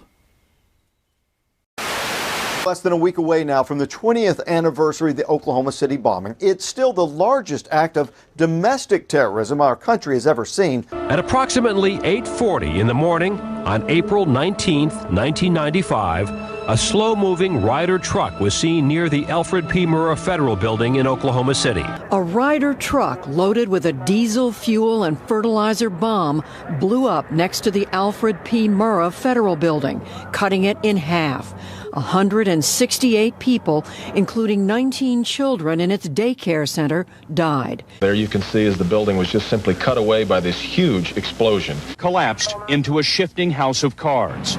Pulling at the rubble, they sometimes wonder whether they're tugging the piece that holds it all up. The nationwide search for suspects in the Oklahoma City bombing. The government has claimed McVeigh was alone. Terry Nichols was later also arrested and convicted as an accomplice. The plot was said to be an attempt to avenge the deaths of about 80 people in the government siege at the Branch Davidian compound in Waco, Texas, exactly 2 years earlier. And that story quickly centered on one man. Timothy James McVeigh was born April 23, 1968, in Pendleton, New York. Him in his neighborhood got to be pretty well known for being kind of an attention getter, an outgoing type kid. For Timothy McVeigh, guns would become a lifelong passion. McVeigh's decision to join the Army in 1988 comes after high school and a series of dead-end jobs. With his love of guns, this is a natural fit for him. He and his unit, parts of the 1st Infantry Division, the Big Red One, were sent to the Gulf and were in place, ready for war, by January 1991. When the war ended, his unit was part of the security force assigned to guard General Norman Schwarzkopf in Saudi Arabia. McVeigh says several key events caused him to, in his words, snap. Beginning in 1992, when federal agents killed the wife and young child of white supremacist Randy Weaver during a standoff at Ruby Ridge, Idaho. A call for an imminent war with the government. You know, it's weird, too, watching a lot of this news coverage, propaganda, and their phrasing. It's very telling how they want to shape the narrative, like constantly referring to people as white supremacists. Like, it's just kind of weird because, for example, they don't refer to, like, Zionists as Israeli supremacists. It's just the framing of the narrative, and again, as if a supremacist can't be peaceful or not a criminal. Like, you can believe whatever you want. It's kind of a weird, you know, just so obvious the way the propaganda works. Spreads to cell groups across the far right. Timothy McVeigh also becomes convinced by this time. Shortly thereafter, he writes Michael and Lori Fortier, telling them that he wanted to take action against the government. He then enlists the help of his old Army buddy, Terry Nichols. The Regency Tower security cameras photograph McVeigh's Ryder truck passing by on his way to the Murrah building. One of the individuals believed to be responsible for Wednesday's terrible attack on the Murrah Federal Building in Oklahoma City has been arrested. A highway patrol officer pulled over Timothy McVeigh less than 2 hours after the bombing for a missing license plate. In 1997, McVeigh was found guilty on 11 federal counts of murder and conspiracy. He was sentenced to death and executed in 2001. Timothy McVeigh. We've been told so much about him. What he did, why he did it, what it meant for America. But how much of it is true? For 20 years, a handful of tireless researchers have been working to expose the lies surrounding the legend of Timothy McVeigh, the lone wolf terrorist mastermind. And what they have uncovered has been remarkable. These researchers are not isolated cranks, but U.S. Air Force weapons experts, Oklahoma State representatives, FBI whistleblowers, government informants, attorneys, eyewitnesses, veteran journalists, and many others whose direct experience contradicts the narrative of the OKC bombing that we have been told. But perhaps the most compelling contradiction of the official story comes from McVeigh himself. According to the official account, McVeigh had set his sights early on in his military career on joining the Special Forces, and it was the frustration of not achieving that goal that caused him to quit the forces suddenly and unexpectedly in 1991. During his stay at Fort Riley, Kansas, McVeigh had been selected to try out for the Special Forces, the exclusive Green Berets, his dream assignment in the military. And had trained extensively for it, doing hundreds of push-ups and hundreds of sit-ups every day, carrying 100 pounds of gear 13, 15 miles a day to get himself in the physical condition for the course. The Gulf War changed that for him. Sergeant Timothy McVeigh was awarded the Bronze Star for Valor and the Combat Infantry Badge for his part in the fighting. When the war ended, his unit was part of the security force assigned to guard General Norman Schwarzkopf in Saudi Arabia. Suddenly, he was told to return to the United States. His long-desired wish to try out for the Special Forces, his revered Green Berets, had finally become a reality. He was getting everything ready. He was happy. He was excited. He was moving, because he was going to the Special Forces. 1 week later, Sergeant Timothy McVeigh was at Fort Bragg, North Carolina, undergoing the strenuous Special Forces tryout. But he was not the soldier he had been before the war in the Gulf. After living in the desert for 4 months, he was physically drained, particularly the desert conditions. His equipment was wore out. One of the tests was for him to carry a 45-pound sack with him on a long journey. He was wearing new boots, his ankles were aching, his body and mind were physically out of shape. His feet were blistered, his ankle was sprained. At that point, McVeigh knew he could not pass the physically grueling Special Forces tests. It was the most devastating thing that had ever happened to him. And he sent a written notice to the camp supervisor, a voluntary statement of withdrawal. It reads, "I am not physically ready." It was his first failure in the military. What's also curious, which I don't know if they're going to talk about this here, is what he was exposed to over there. Like what kind of gases and chemicals and because there's a lot of stories about that too. We're not going to go into a deep dive here, but and not just chemical agents that caused physical issues, but also mental issues on whatever they were doing, you know, testing various different types of weapons over there that had never been disclosed. That definitely needs to be its own podcast. And his buddies saw an altered McVeigh when he returned from that experience. He was somebody who had succeeded in everything in the military before. Now he had failed, and he seemed somewhat embittered and soured. But in a letter to his sister in October 1993, published in the New York Times in 1998, McVeigh tells a very different story. Why would Tim, characteristically non-drinker, super successful in the Army, private to sergeant in 2 years, Top Gun, Bronze Star, accepted into Special Forces, all of a sudden come home, party hard, and, just like that, announce he was not only disillusioned by the Special Forces, but was in fact leaving the service?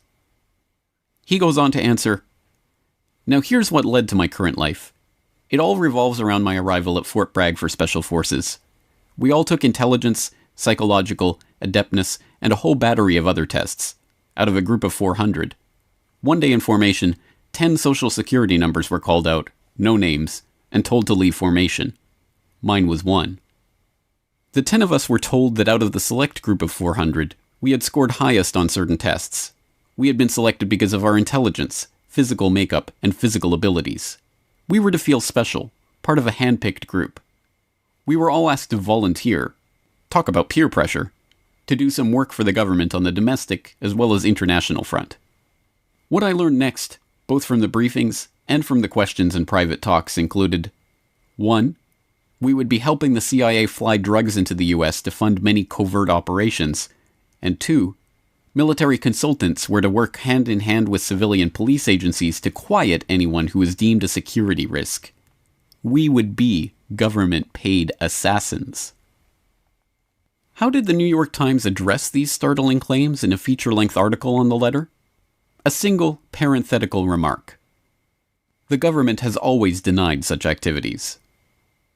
This is a remarkable claim, to be sure, but the question should not be whether or not this version of events has always been denied in an unattributed way by an unidentified representative of an unidentified government agency, but whether or not there are facts to back up the claim. So what evidence can we find in the public record that would shed light on the question of whether or not McVeigh was, in fact, still in the military at the time he wrote the letter? And, if such information exists, how does it change the story of the Oklahoma City bombing? Well, and another point, too, this article all these years later, I mean, Steven Seagal already blew the whistle on CIA trafficking drugs in Above the Law before it was all publicly discussed and all of that. So this has been public knowledge for many, many years, but the New York Times, I don't know if anybody views them as a legitimate newspaper anymore. I mean, it's kind of weird. Firstly, it makes sense to ask whether or not such a claim is even possible. Does the military engage such task forces of undercover operatives to carry out off-the-record missions? The answer to that question is yes. That answer comes from a number of sources, including Colonel L. Fletcher Prouty. As a colonel in the U.S. Air Force and Chief of Special Operations for the Joint Chiefs of Staff, Prouty worked from 1955 to 1964 as the liaison procuring military supplies, equipment, and logistics support for CIA Special Operations worldwide. In his 1973 tell-all, The Secret Team, Prouty discussed the inner workings of America's intelligence community, noting, "Sheep-dipped is an intricate Army-devised process by which a man who is in the service as a full-career soldier or officer agrees to go through all the legal and official motions of resigning from the service. Then, rather than actually being released, his records are pulled from the Army personnel files and transferred to a special Army intelligence file. Substitute, but nonetheless real-appearing records are then processed, and the man leaves the service. He is encouraged to write to friends and give a cover reason why he got out. He goes to his bank and charge card services and changes his status to civilian, and does the hundreds of other official and personal things that any man would do if he really had gotten out of the service. Meanwhile, his real Army records are kept in secrecy, but not forgotten. This tactic was used for...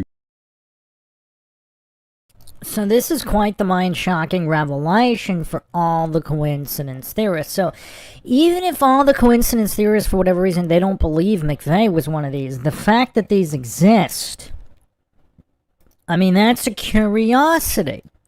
How many statist bootlickers, aka coincidence theorists, the Dunning-Kruger crowd, like, how long can they deny that this is going on? Now, even if this is not accurate regarding McVeigh, again, I'm not claiming it is or it isn't, the fact that all of this exists, I mean, how can coincidence theorists make sense of this in their Stockholm Syndrome-like devotion to the state? Example, in Project Heavy Green during the U.S. military participation in Vietnam in the 1960s.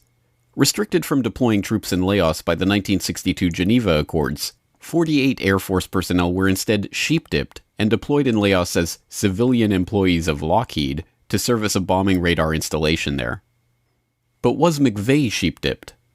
By its very definition, this process is designed to be hidden from public view. Under such an operation, McVeigh's resignation, paperwork, even his personal life, would all look exactly as it should if he had genuinely been discharged from the military. Even more frustratingly, the sources of information that could potentially prove that McVeigh was in fact sheep-dipped are being deliberately kept from the public. Take the testimony of Terry Nichols. He is serving an unprecedented 161 consecutive life sentences for his part in the bombing at ADX Florence, a supermax prison in Colorado where he shares a cell block with Ramzi Youssev and Ted Kaczynski. In 2007, he provided a sworn deposition to attorney Jesse Trentadue where he stated, "In December of 1992, Timothy McVeigh told me that while he was serving in the U.S. Army, he had been recruited to carry out undercover missions." McVeigh again told the same story to one of his fellow inmates on death row, David Paul Hammer. McVeigh told me and another inmate here that he was actually an agent working for a guy he called the Major, and he allegedly met this man when he reported to for special trainings duty, and he was told to wash out his special training and asked to accept what was called black ops operations, and he would be working as an independent person as a part of, and that he would recruit people to be in his unit. Isn't it weird how the mainstream media never covers any of this? How the coincidence theorists pretend none of this evidence exists. The level of goofery of coincidence theorists who just stick their head in the sand and pretend none of this exists. According to McVeigh, this association went on for several years, from the end of 1992, throughout the days of the bombing of the Murrah building on April 19, 1995. Unsurprisingly, perhaps, the federal government has made it as difficult as possible for the general public to access this information or find out more about these claims. After granting the interview discussing McVeigh's military connections, Hammer was placed on lockdown and even prevented from contacting his attorneys. After receiving Nichols' sworn declaration that McVeigh was an undercover Army operative, attorney Jesse Trentadue was prevented from gaining access to depose Nichols by a federal judge. The judge in McVeigh's own case also placed sensitive documents obtained by the defense during discovery under seal, documents that the producer of Oklahoma City bombing documentary A Noble Lie claims prove these connections. So perhaps we can start with just laying out the parts of the record that we can all agree on about Timothy McVeigh and his background. Well, he actually served in the U.S. Army. He was on the security detail for General Schwarzkopf, at the time the Allied Supreme Commander of Allied Forces in the first Persian Gulf War back in 1990. And he was a sharpshooter and a sniper. And he was commended, actually, when he was in custody in the Denver Federal Courthouse awaiting trial. The Army had to award him 2 medals of commendation for his stellar service. As far as the special forces, where it's still murky, we weren't able to find any documentation to support the fact that he did work special forces. But we do know that he was an employee by the CIA. He was a drug smuggler and a professional assassin. And this was in the 2.5 years leading up to the devastation of April 19, 1995. We also know that he was on a joint task force with the ATF and the FBI trying to recruit people to help him blow up federal buildings in 7 different cities around the United States. What you have just said will be stunning to those who have only heard the mainstream narrative of McVeigh. So let's talk about the pieces of evidence that document what you're talking about. We were able to go through the defense counsel records. Stephen Jones was very generous in giving us access to those records. They're stored at a particular institution on the campus of UT Austin. And through the hard work of Wendy Painting, one of our key researchers, oddly enough, she was born and raised less than an hour from where McVeigh was raised in upstate New York. But she had paid several visits to Austin and was able to access these records. The curator of the institution was very kind to us as a film crew. And I had the honor of actually joining her about the 2.5, 3 months she was down there, off and on over the course of 9 months. I joined her for 3 days and saw what she was going through and the records. I mean, this is what the defense counsel, through a discovery process, was able to put together. Unfortunately, the trial only lasted 3.5 weeks, so they weren't able to present a lot of this evidence. And it was by the efforts of Judge Maish, who was the presiding judge. He put a lot of these records under seal, was never allowed to present to the defense or to the jury or the prosecution. The prosecution wasn't even aware of the records. So it was a very stunted and very unfortunate set of events on that short trial. So what does this evidence amount to? I mean, these are all good points, too. Not just the length of the trial, but the length of the initial investigation. When you have with these alleged false flags and all of this, the one commonality is they all know who did it right away, and they closed the book really quick. Whereas in all of these other investigations and events, I mean, you have this going on for months, for years, of them trying to figure it all out. But in certain events, it's as if there's a script and it's just being followed. Again, not alleging that everybody's in on it, the script, only the string pullers at the top. But they just don't allow this investigation to even match what a normal one would look like. Because I guess it would take too long. It'd be forgotten from public memory. They wouldn't be able to accomplish what they want to accomplish with the two-way restrictions, etc., if they drag it out for years and years and years, like organic events. Are these claims true? Until McVeigh's full defense records are unsealed, or witnesses like Nichols and Hammer are deposed and their testimony investigated by a grand jury, researchers will have to rely on evidence in the public record to corroborate these claims and arrive at a better understanding of the bombing and McVeigh's role in it. We do know that in August of 1993, director Bill Bean recorded some footage of Camp Grafton, a National Guard training center that provided explosives and demolitions training, while scouting locations for a film shoot. While filming at Camp Grafton, 1.5 years after McVeigh's supposed discharge from the Army, Bean had an encounter with a man he now firmly believes to have been McVeigh.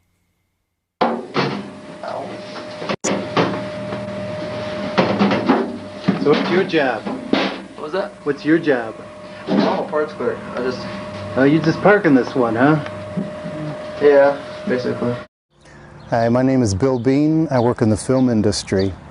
On August 3rd, 1993, I was at Camp Grafton, North Dakota. Camp Grafton is a military training academy for the United States Army, the Army Reserve, and the National Guard. The reason I was there was to scout locations for a film project I was working on. I was given a tour of the base. It's designated by Colonel Dahl. We were by the motor pool, and there were a large group of tanks that were parked there. I saw 2 soldiers parking an armored vehicle. I asked the billeting director if I could go over and interview the soldiers. So I walked over to the armored vehicle. It had a porthole in the back. I entered inside. The soldier who had been driving the vehicle was closing a hatch in the front. When he turned around, he looked at me and he froze. I had my video camera running, and I said to him, "What's your job?" And he looked at me and he said, "What?" I said, "What's your job?" He says, "I'm nobody. I'm just a parts clerk." On August 3rd, 1993, is when I videotaped and interviewed Timothy McVeigh a year and a half after he was supposedly out of the military completely. So what do the coincidence theorists make of this? If this is not McVeigh, then who is it, and why has this person never been identified?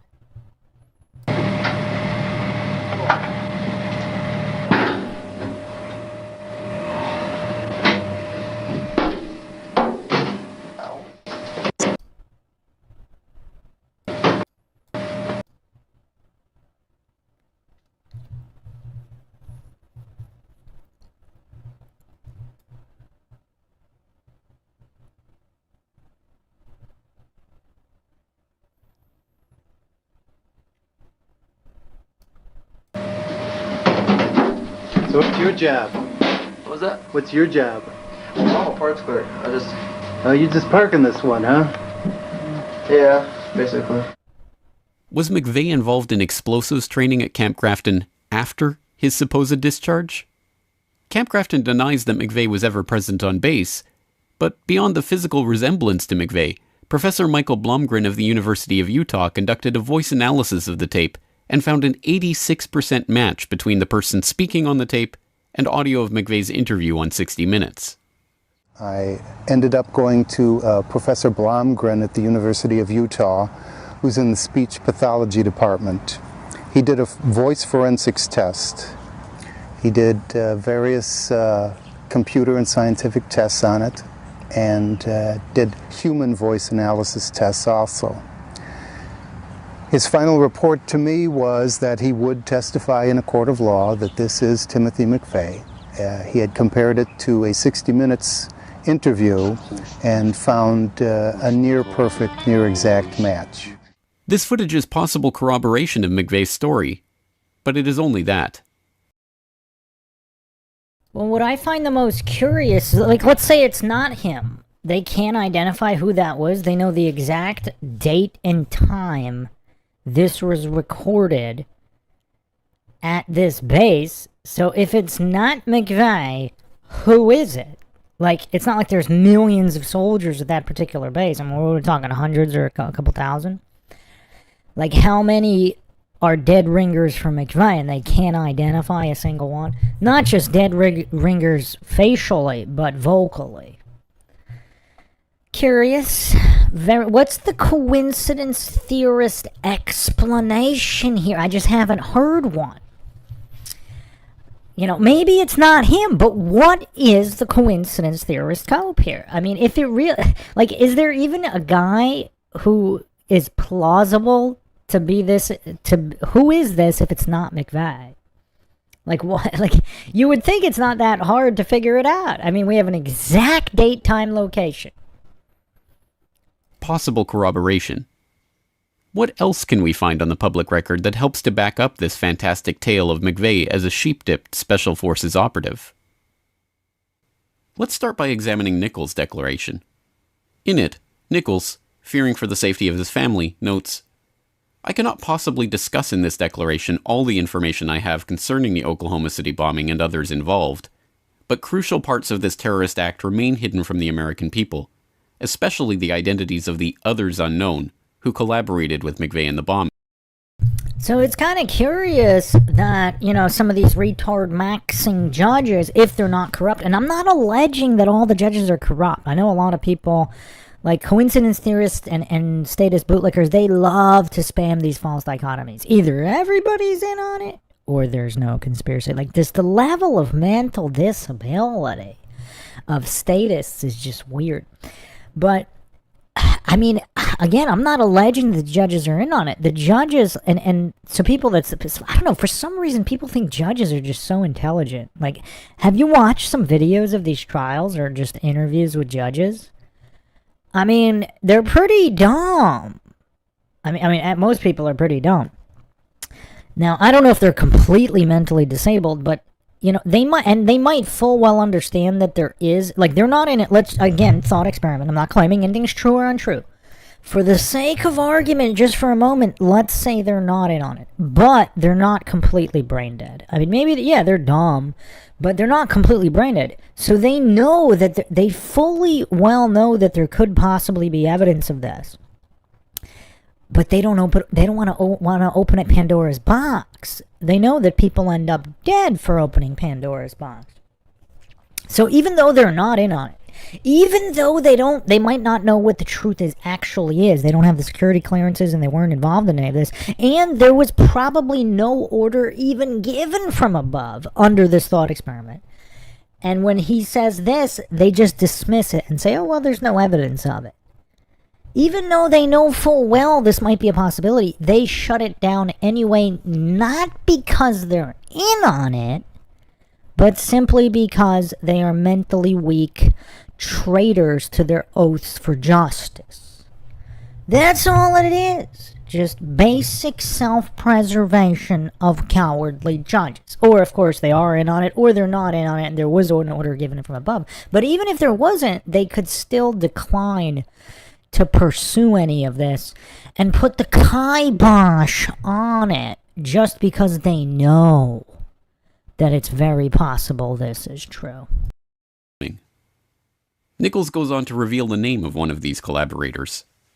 After noting McVeigh seemed upset and angry in learning about a change in targets for the bombing, Nichols writes that, in what I believe was an accidental slip of the tongue, McVeigh revealed the identity of a high-ranking FBI official who was apparently directing McVeigh in the bomb plot. The name McVeigh let slip was Larry Potts, lead FBI agent at Ruby Ridge.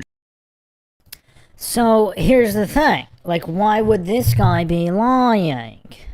So this guy, I mean, I don't know. Is he just trying to muddy the waters by saying that? Or, because again, MKUltra programming is not perfect, and we're going to examine all of that and more. But you can kind of see it in the fracturing of the psyche. For example, in Hollyweird, like you have Operation Mockingbird, and you have MKUltra, various brainwashing techniques. And a lot of these Hollyweird entertainers, by the mid to late 20s, or definitely by the 30s, the psyche fractures. Now, I don't know what kind of updates have been made to the MKUltra programming, but the main programming that we discussed in the 9.5-hour episode of Receipts for Satanic Ritual Abuse, etc., is a lot of these MKUltra programming methodologies involve like extreme abuse and all of this, which fractures the psyche, so there's multiple personalities, etc., that's never fully rectified, and they can only maintain the programming for X period of years. And that's why all of these Hollyweird people have these mental breakdowns later in life, especially like the child stars, because the programming doesn't hold indefinitely. And there's cracks all along the way. According to Nichols, McVeigh was furious with Potts for changing the script on the bombing and, presumably, targeting the Murrah building.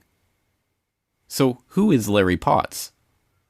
Larry Potts was described as the Bureau's fastest rising star in the early 1990s, and as such was in the center of the Bureau's two most controversial incidents of that time: the Ruby Ridge shootout in which Vicki Weaver and her 14-year-old son were killed by federal agents, and the Waco standoff that ended with federal agents burning down the Branch Davidian compound, killing 76 men, women, and children. In May of 1995, directly after the Oklahoma City bombing, he was promoted to Deputy Director of the FBI, where he was Chief Operating Officer in charge of hundreds of criminal investigations. He was also the lead investigator on the bombing of the Murrah building. So do we have any evidence that the FBI participated in a cover-up of the OKC investigation? The answer is such a resounding yes that even high-ranking FBI officials have alleged just such a cover-up. We know there were 24 people that were interviewed by the FBI that said they saw Mr. McVeigh on April 19th with someone else, and they had no reason to make it up. They didn't have a dog in that fight. They didn't have any reason to make something up. They told the agents exactly what they saw, and the agents wrote it down. If only one person had seen it, or two or three, but 24 people say, yes, I saw him with somebody else. That's pretty powerful. Yeah, so 24 people, that's not hundreds like in Columbine, but it's still, yeah, 24 is not one or two mistaken people. That's 24 people. I mean, that's interesting. That's very convenient for the mainstream media to never repeat, or was there even a fair trial here? Was there even a fair trial? That Danny Coulson, the man in charge of the FBI's collection of evidence from the Oklahoma City bombing, is himself alleging a cover-up, is significant. As Coulson points out, in the immediate wake of the bombing, the largest manhunt in the history of the Bureau was launched to find the two men who were reported as having rented and driven the Ryder truck to its destination. John Doe number 1 was soon identified as McVeigh, but John Doe number 2, his accomplice, remained at large. Who is John Doe number 2, and where is he? Employees at the truck rental business in Kansas also helped with a sketch of a man who they say was with McVeigh, a square-jawed suspect with a tattoo on his left arm. Authorities made a second, then a third sketch of John Doe 2 with a ball cap, based on a description from an Oklahoma City man who says he gave McVeigh and John Doe 2 directions to Northwest 5th and Harvey, the Murrah building, 30 minutes before the bombing. So he pulls up and what? Wait, did anybody catch that? So the building that they had already scoped out and they had already picked, they needed and they have all the maps and everything in their possession. They ask somebody for directions 30 minutes before. I mean, this is almost like a comedy script. I mean, who's buying this stuff? I'm not saying it didn't happen. But does anybody find it kind of weird? The guys that are, like, he already scoped, like, this target was picked. They already had it all done. They had been there before. They had scoped it all up. And now on the day of, suddenly they forgot where it was? Gets out of the truck. No, he pulls up and I go up to the truck. I went to see what he needed. He said he was kind of lost a little bit. He said he was looking for 5th and Harvey, was the words he gave me. He did not distinct a building, the Murrah building or nothing like that. He just asked me where direction of 5th and Harvey was. I kind of tried to explain it to him verbally, and he could seem a little confused by the way I was explaining it to him. So at that time, he got out of the truck, and I kind of walked him about 3 or 4 feet from where we were standing and pointed it out to him, the direction where it was. Now, all these accounts share a common and unsettling similarity. The witnesses say they saw several accomplices, including the infamous John Doe number 2. ATF officials tell us the elusive John Doe is still part of this case, but will not comment any further. However, they did tell us that there's a lot about this case we don't know yet. This also reminds me of, like, the people in fatigues that were captured via helicopter footage running away from the Connecticut incident and then never brought up again, or at 9/11. There was numerous vans stopped with suspects and explosives, etc., and then never brought up ever again. I mean, it's kind of funny, and that does point. There's one of two things here. Some people allege this is all revelation of the method. So the powers that be are just, they reveal the truth, then they point and laugh at all the goofs who just believe the official narrative anyway. Or, I mean, let's not fall for false dichotomies. There could be more than one thing being accomplished here, including revelation of the method. But even if it's not revelation of the method, it kind of goes to show what one of my theories is. I don't think everybody's in on it. I think there's honest journalists, and they're repeating what they believe to be the truth. And then there might be some honest law enforcement out there also who are trying to, do the right thing before they get shut down. And so these initial reports are simply that. People actually honestly trying to do their job before, the mass cover-up kicks into gear. Is that what this was here? Information you can't find in the indictments against Timothy McVeigh, Terry Nichols, and Michael Fortier. The first man is of medium build with a light brown crew cut, and he is right-handed. McVeigh is identified as the mystery man John Doe 1 and arrested. The second man is also medium build. He's further described as 5 feet 9 inches to 5 feet 10 inches tall, with brown hair and a tattoo visible on his left arm. What happens next? What kind of tattoo? Take to be a little bit more specific, unless it's some super generic and they couldn't really tell. It was, I don't know, back then it was like the barbed wire on the bicep. Was that like a super popular one, or on the forearm, or just some kind of tribal, very generic tribal tattoo visible on the left arm? It doesn't even say upper arm or forearm, which is kind of weird.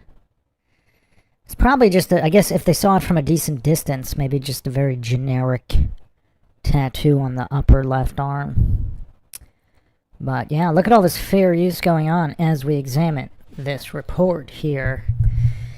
A lot of mind-shocking revelations here that nobody wants to talk about regarding this case. Why is that? Is a conspiracist's dream. John Doe number 2 remains at large. He should be considered armed and extremely dangerous.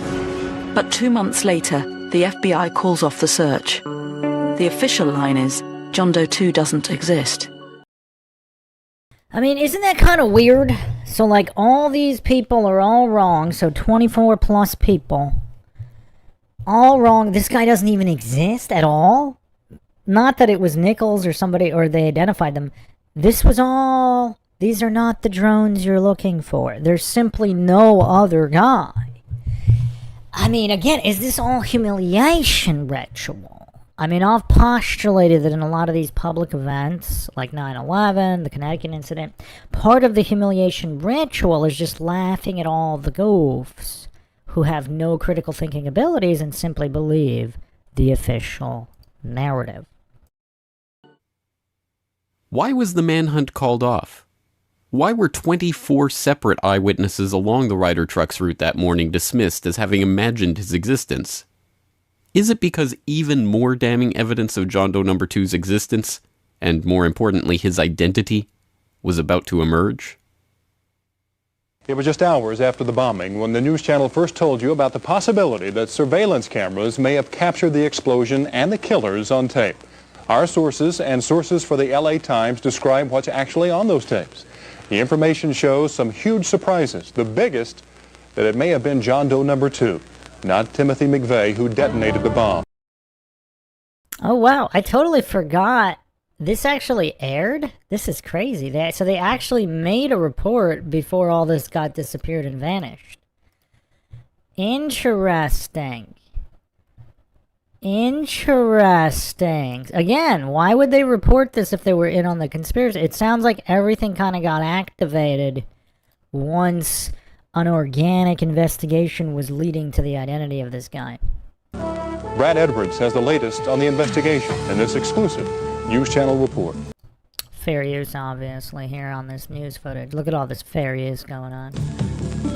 Our new information comes directly from a source that has seen parts of those surveillance tapes. It also comes from reports now in the Los Angeles Times. But perhaps the biggest surprise is contained in the news channel's own information.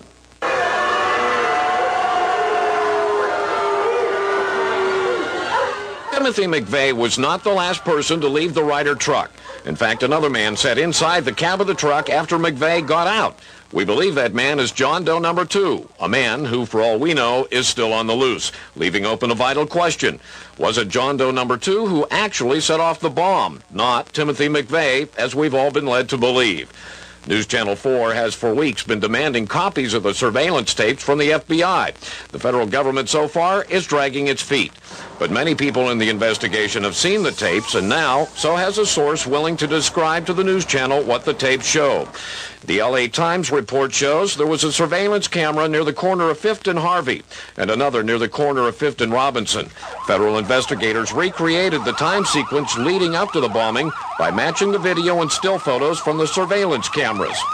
Since we can't show you the tape ourselves, we're reenacting what our source says he saw on those tapes. As witnesses told the news channel before, the tapes showed the Ryder truck parked in front of the Murrah building where we now know the blast went off. As witnesses also told us, the tape showed 2 men sitting inside the Ryder truck. A man strongly resembling Timothy McVeigh gets out of the driver's side, steps down. He then appears to have dropped something on the step up into the truck. He bends down and appears to pick something up off the step. Then he turns and walks directly across 5th Street toward the Journal Record building. All this time, John Doe number 2 is still inside the Ryder truck's cab, sitting on the passenger side. Time passes. The surveillance tape is time-lapse photography. Without knowing exactly the time interval between shots, our source can't be sure how long John Doe number 2 sat in that cab. What was he doing all that time? Then the tape shows John Doe number 2 getting out of the passenger side of the Ryder truck. Again. So I wonder if the judge was even shown this information that said that there were no other accomplices, and like, was this even presented at trial, or did they disappear all of this evidence? The tape shows that a bombing witness accurately described what happened next to News Channel 4. Standing in the building, and I looked out the window, and I seen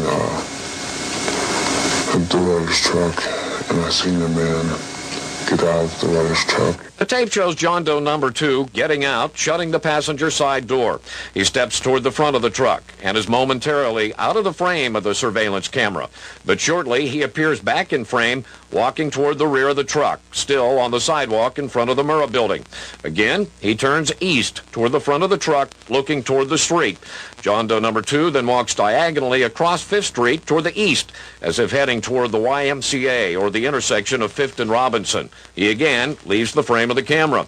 Another camera shooting from another angle clearly shows the actual explosion that destroyed the federal building and killed 169 people.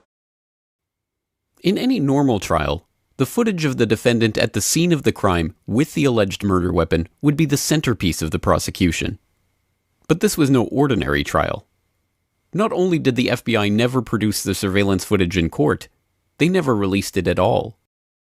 How bonkers is this? Like, how do bootlickers defend this? So there's a minimum of 2 angles of surveillance footage of the crime in question. Now, was it not even, because some people theorize this, it wasn't even McVeigh in the first place. It was not McVeigh and John Doe number 2. John number 2 would also designate that John Doe number 1 is also still unidentified. But yeah, some people allege it was neither one of them, and they just made sure McVeigh was in the general area driving away to get caught. But whether it is or isn't him as number 1, like, how could you not present the number 1 piece of evidence? And there are goofs, like, are there goofs actually defending this trial? I mean, this is crazy. Despite multiple sworn affidavits showing that the tapes exist, that they show John Doe number 2, and that the cameras were removed from the scene by the FBI on the day of the bombing, they have still never been shown to the public. This also reminds me of the Pentagon bombing, or the Pentagon, well, official narrative, the Pentagon plane crash in 9/11, and how the FBI or whoever, agents, government agents, or people pretending to be government agents, went around all the local businesses and gas stations and confiscated all the security tapes. That reminds me of that. After a years-long court case that continues to this very day, the FBI claim that they have searched their records for the tape, but they just can't find it. Or the telemetry data from NASA going to the moon. Such records must have been misplaced, misfiled, or hidden. Well, at least they admitted that they were, right? Well, this is a huge revelation. We gotta give brownie points to the FBI here, right? The FBI admitted that they could have been hidden. Now, I guess they didn't admit it that they were the ones who hid it. I guess they didn't admit that they were the ones. But interesting that they kind of revealed the truth there as one of the possibilities. They admitted that could be a possibility. So why is the FBI so concerned about keeping this footage from the public? It shows 2 things which could completely change our understanding of what happened on April 19th, 1995. The first is the possibility that the Ryder truck bomb was not the only bomb at the Murrah building that day. The first bomb that was in the federal building did go off. It did the damage that you see right there. The second explosive was found and diffused. The third explosive that was found, and they are working on right now as we speak, I understand, both the second and third explosives, if you can imagine this, were larger than the first. So again, like in most cases, in most events of all kind, even like 9/11, like the early reports are a lot different than official narrative. The earlier reports are more likely to be true in any case, anywhere. Again, a detail the coincidence theorists never want to seem to address. That they have found a second explosive device of some kind inside this building. Justice Department is reporting that a second explosive device has been found. One device was deactivated. Apparently there's another device. That in fact 2 different explosive devices were found in addition to the one that went off. A second bomb was found on the east side of that building. A bomb squad is on the scene. The medical teams downtown are unable to get into the wreckage to retrieve more of the injured because of the presence of other bombs in the area. I just took a look down the street at the Morrow building again. I see another bomb truck going, so apparently they're going to try to get out that third bomb that's been talked about. As retired U.S. Air Force Brigadier General Ben Pardon noted in an exhaustive report in the wake of the bombing, the evidence is conclusive that the Ryder truck bomb could not have accounted for the damage done to the Murrah building. I went to a 2-year graduate program, 8 quarters of armament engineering graduates, the first course that was ever set up. And after that, I worked at the Ballistic Research Laboratories at Aberdeen, which was 2 years of hands-on work designing, developing continuous rod warhead for the Bomark missile and other weapon systems.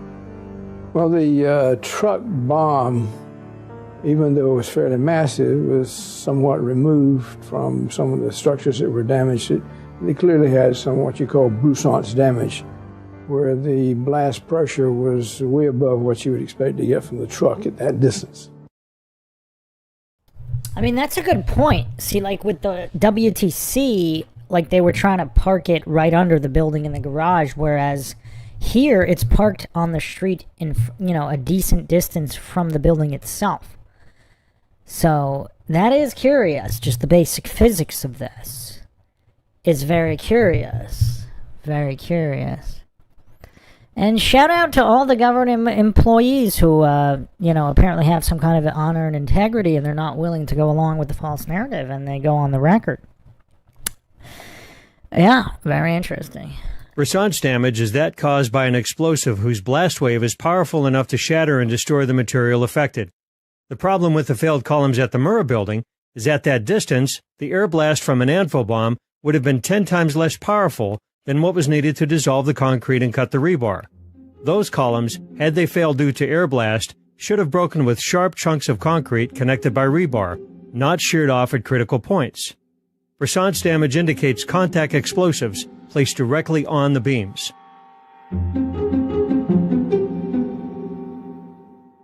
Even more perplexing is the total collapse of column B3, which caused the floors on the east side to pancake onto one another. The building was gutted to within feet of the other side. Column B4, closer to the truck bomb, is completely intact. Yet we are supposed to believe that a blast wave traveled through B4, leaving the sheetrock almost untouched, and completely destroyed the column farther away. Yeah, this kind of physics-denying goofery, I mean, they 10x'd it for 9/11, right? But I think part of the humiliation ritual for all, like, the peons, the bootlickers, the Stockholm Syndrome statists, they're going to believe whatever's on the idiot box. They'll totally believe that the blast from the bomb magically teleported through one column, completely not affecting it, and then destroying a column behind it. I mean, look at what the goofs believe about the alleged nuclear bombs at Hiroshima and Nagasaki. If you haven't checked out the MINDSHOCK coverage on that, I mean, you have one building completely unaffected next to another building, as if there was a mass wave of damage. I mean, you have wooden structures, like flimsy wooden structures, completely unaffected. Like, just the goofery of the masses to just believe whatever the official narrative states.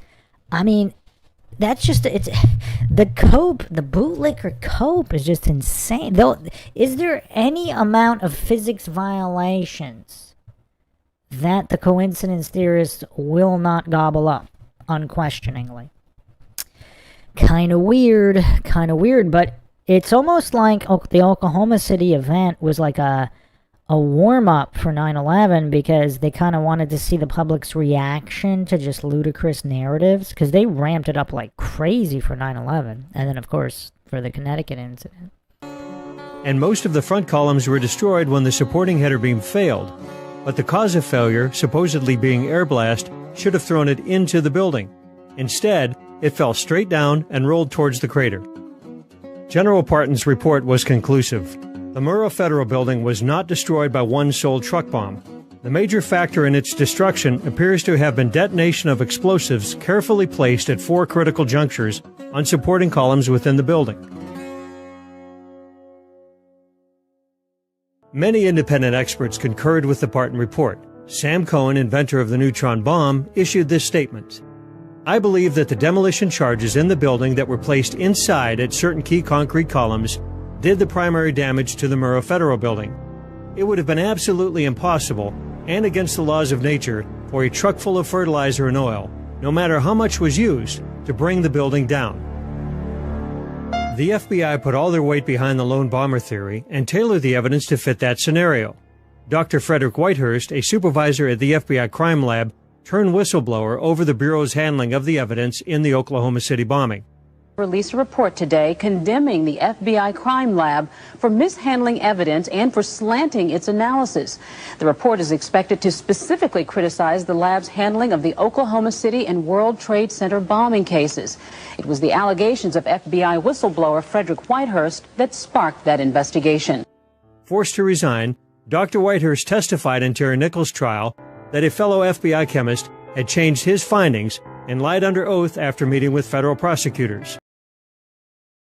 So even if the judge doesn't have orders from above, clearly these judges are all corrupt and incompetent because, they don't care about the truth or justice. The Office of the Inspector General, or OIG, investigated Whitehurst's charges and issued a report which concluded that the FBI crime lab had improperly identified the characteristics of ANFO, the weight of the bomb, the detonation system, and even what kind of explosive was used. But perhaps even more importantly... Wait, the Justice Department openly disclosed that? They didn't even identify the correct explosive. I mean, just the level of go free. Again, is this just humiliation ritual? Because they know the peons will just believe that McVeigh's guilty no matter what, and solely guilty. It's just weird. The missing surveillance tapes from the Murrah building threatened to reveal the identity of John Doe No. 2. And as it turns out, there is every reason to believe that the missing accomplice in the case is, exactly as McVeigh himself alleged, a government informant, agent, or operative. Documents obtained under the Freedom of Information Act over the past decade have exposed a long-classified FBI operation from the early 1990s. This operation, dubbed PATCON for Patriot Conspiracy, involved FBI infiltration of the militia movement, including the very circles that McVeigh himself, model soldier and Special Forces recruit, was now moving in. Attorney Jesse Trenadu has been one of the most outspoken voices about the PATCON operation and how it relates to the events in Oklahoma City. As I pursued this over the last 16 years and lots of lawsuits and fights with the FBI, I stumbled across an operation that the FBI called PATCON, P-A-T-C-O-N. PATCON was an acronym for Patriot Conspiracy. Mm-hmm. And the FBI began to distance itself from PATCON when I was probing, and they said it was just a simple operation where they were going to infiltrate some militia folks in Alabama who had stolen some night vision goggles from a military base and were selling them. But it was clear to me that PATCON was bigger than that, much, much bigger. And there were PATCON operations going on all over the country. And they referred to them as PATCON Group 1, PATCON Group 2, PATCON Group 3.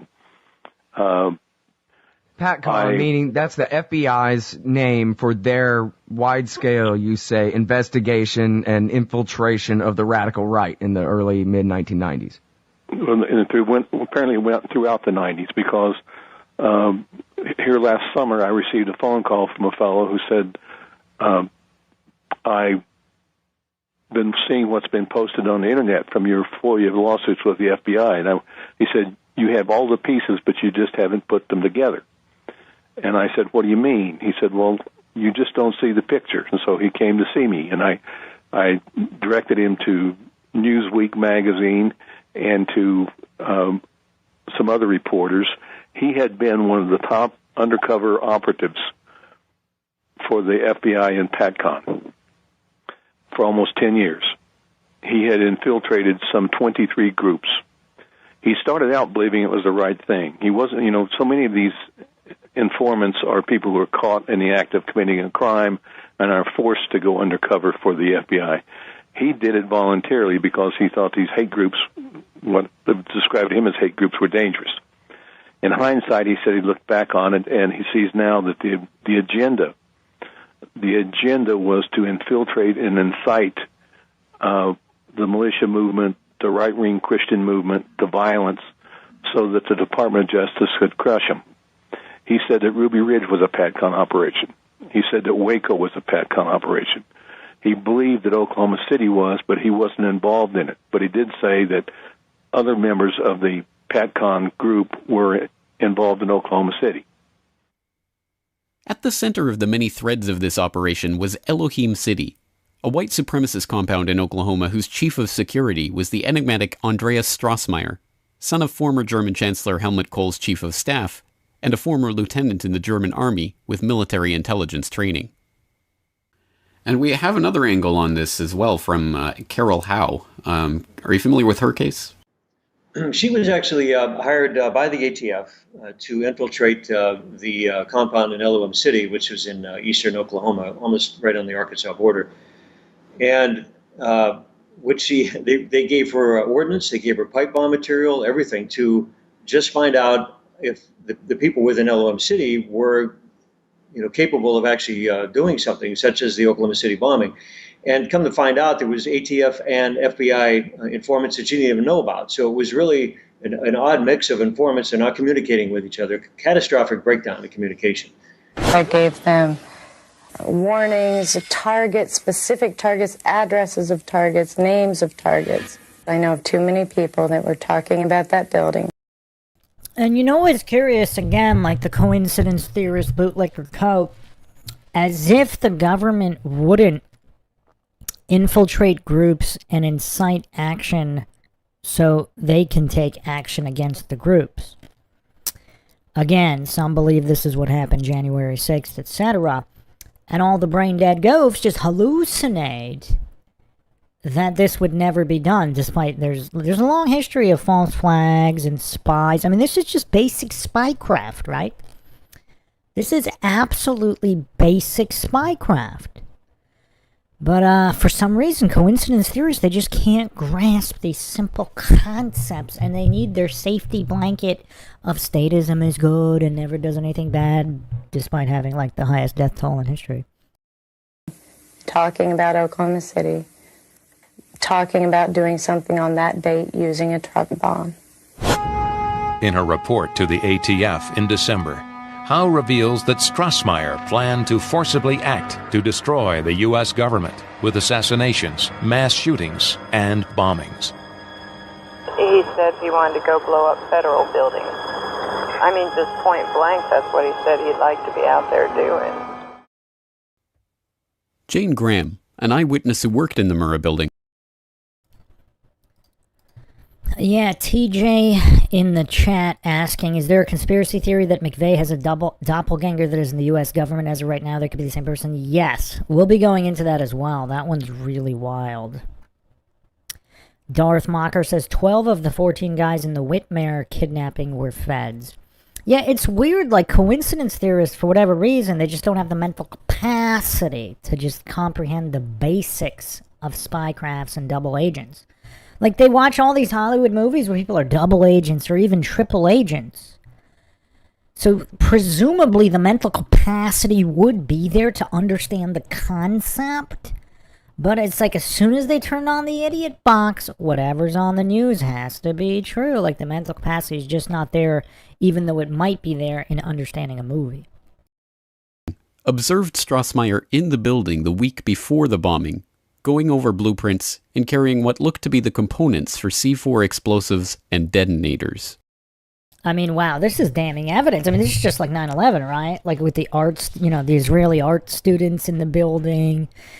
George Bush's cousin or whatever in charge of the security, the never before evacuation of WTC like 2 weeks beforehand, where they could have done whatever they wanted in there. Just the goofery from the coincidence theorists and the bootlickers and hallucinating. All of this is irrelevant. I mean, it's just wild, especially post-COVID. As alleged in David Hoffman's book, The Oklahoma City Bombing and the Politics of Terror, Strassmeyer first aroused suspicion that he was an undercover operative when he was caught in Texas entering a federal building at night with a key code. Did he have access to the Murrah building also? When we interviewed Jane Graham, who was a survivor, she said that when she went to work, it was either the day before or 2 days before, I don't remember which, she parked in the basement parking, and when she got out of her car and was walking across the parking garage, she saw 3 guys down there wearing coveralls and placing putty on the columns and stringing wire between the putty. Later, she picks out one of the guys from photographs and says, that's him, and it was Andreas Strassmeyer. Strassmeyer was there listening, going over the plans. He was listening to everything. He was, what they were talking about, looking at place, pointing to things. But when they were talking, whatever they happened to finally be talking about, and when I was looking at him, at that point, then he left and went over to the other side of the building so I wouldn't keep watching him. The second man that was there, who appeared to be military, he's the one that the man in charge told to put the stuff back in the car.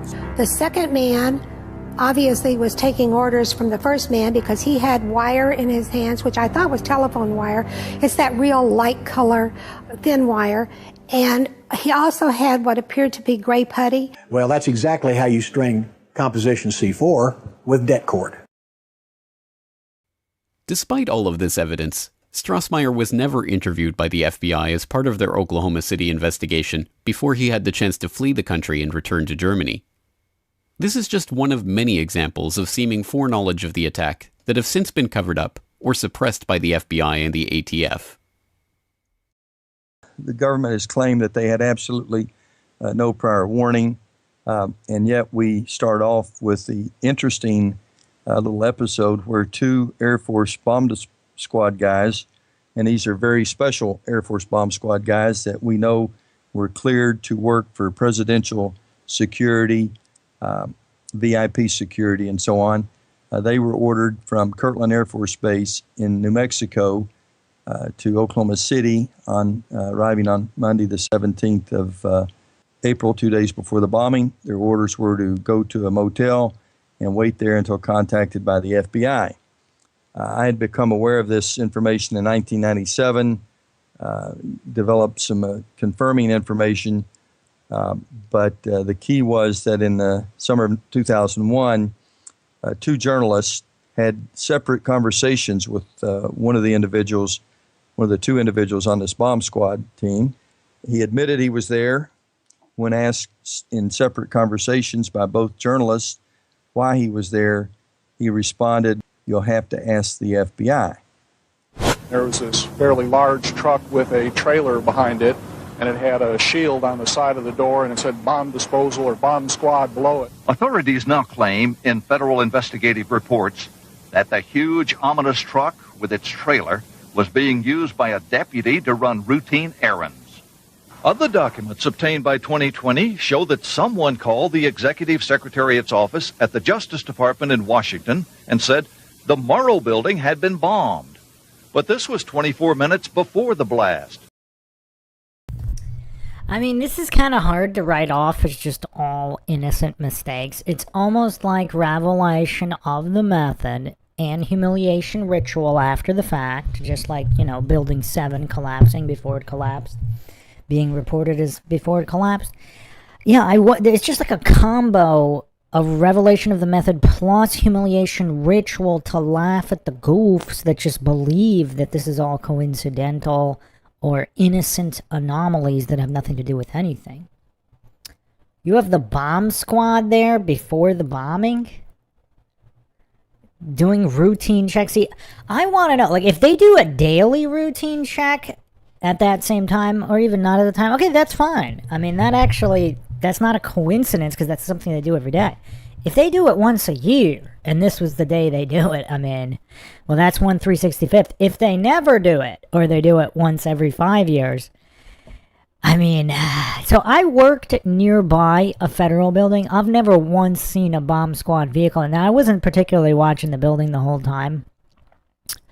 I do wonder, has anybody ever worked in a federal building?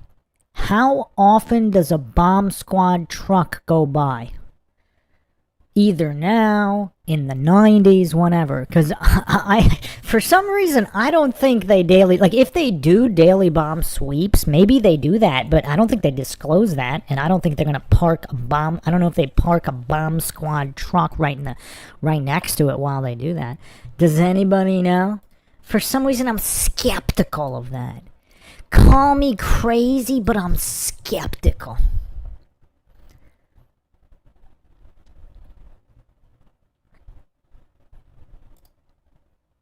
No action was apparently taken. Yet another witness, a rescue worker, says after she talked with an agent at the bombing scene, she also suspected the ATF was warned and agents stayed away from their office that morning. I asked him if his office was in the building, and he said yes. And I asked if there were any ATF agents that were still in the building, and he said no, we weren't here. Again, just like 9/11, like supposedly like the majority, like so many people were not there that day, including people that had never missed work before. But for whatever reason, that particular day on 9/11, they weren't there. It's almost like a replay, right? Everything from like making up magic physics that all the goofs believe, from the people not being there, from like the mysterious, just coincidental bomb planting prior to what the event that they allege brought down the building that obviously didn't bring down the building. I mean, it's like deja vu all over again. Witness number one approached an ATF agent nearby. He claims he asked the agent what had happened, and witness number one says this is what the agent told him. He started getting a little bit nervous. He tried reaching somebody on a two-way radio. Couldn't get anybody, and I told him I wanted an answer right then. He said they were in debriefing. None of the agents had been in there. They had been tipped by their pagers not to come into work that day. Plain as day out of his mouth. They were tipped. Why wasn't anybody else?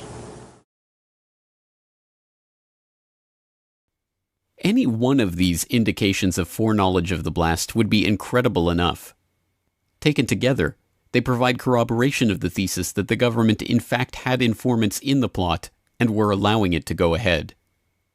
But more startling by far than all of these accusations is the case of Dipole Might. Dipole Might was an ATF project to familiarize BATF agents with truck bomb debris patterns and to calibrate the effect of vehicular explosions on a variety of materials and structures. Beginning in 1994, the Bureau conducted a series of experiments at the White Sands Missile Range in New Mexico, blowing up vehicles with C4 and ANFO explosives and analyzing the blasts to gauge the effect of terrorist bombings on government buildings. Even more incredible, pictures emerged in 1997 of a Ryder truck parked at Camp Gruber Training Center in Oklahoma. The source of the image, who feared for his safety and requested anonymity, asserted that the images were taken in early April of 1995, just 2 weeks before the bombing.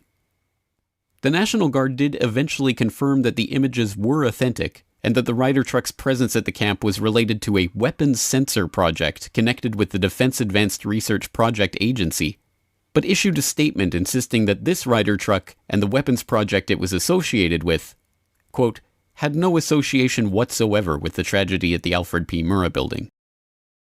This is really curious. Again, is this part of the humiliation ritual? Because why would they say it had no association whatsoever? Like, how would they know? Like, if there is some kind of spy and they don't know about it, how would they know there was no association? But what's weird is that they corroborated the images as legitimate, because what coincidence theorists, bootlicker goofs, they always say, oh, well, that's fake. That's even before AI. They were like, oh, that's all fake. Anything Anything that questions the official narrative has to be crazy by these tinfoil people, etc. But here there's admission that these photos are real. And also the spin that it has no association whatsoever. Not no association. No association whatsoever. And if this was above the pay grade of the National Guard, right? Like if this is some kind of top secret, it would be above the National Guard's top clearance of whoever's, so they wouldn't know. Even if it did have an association, the National Guard might not be looped in, so they wouldn't know whether it did or it didn't, yet they're still releasing the statement that it didn't. The goofery here, the goofery. End quote.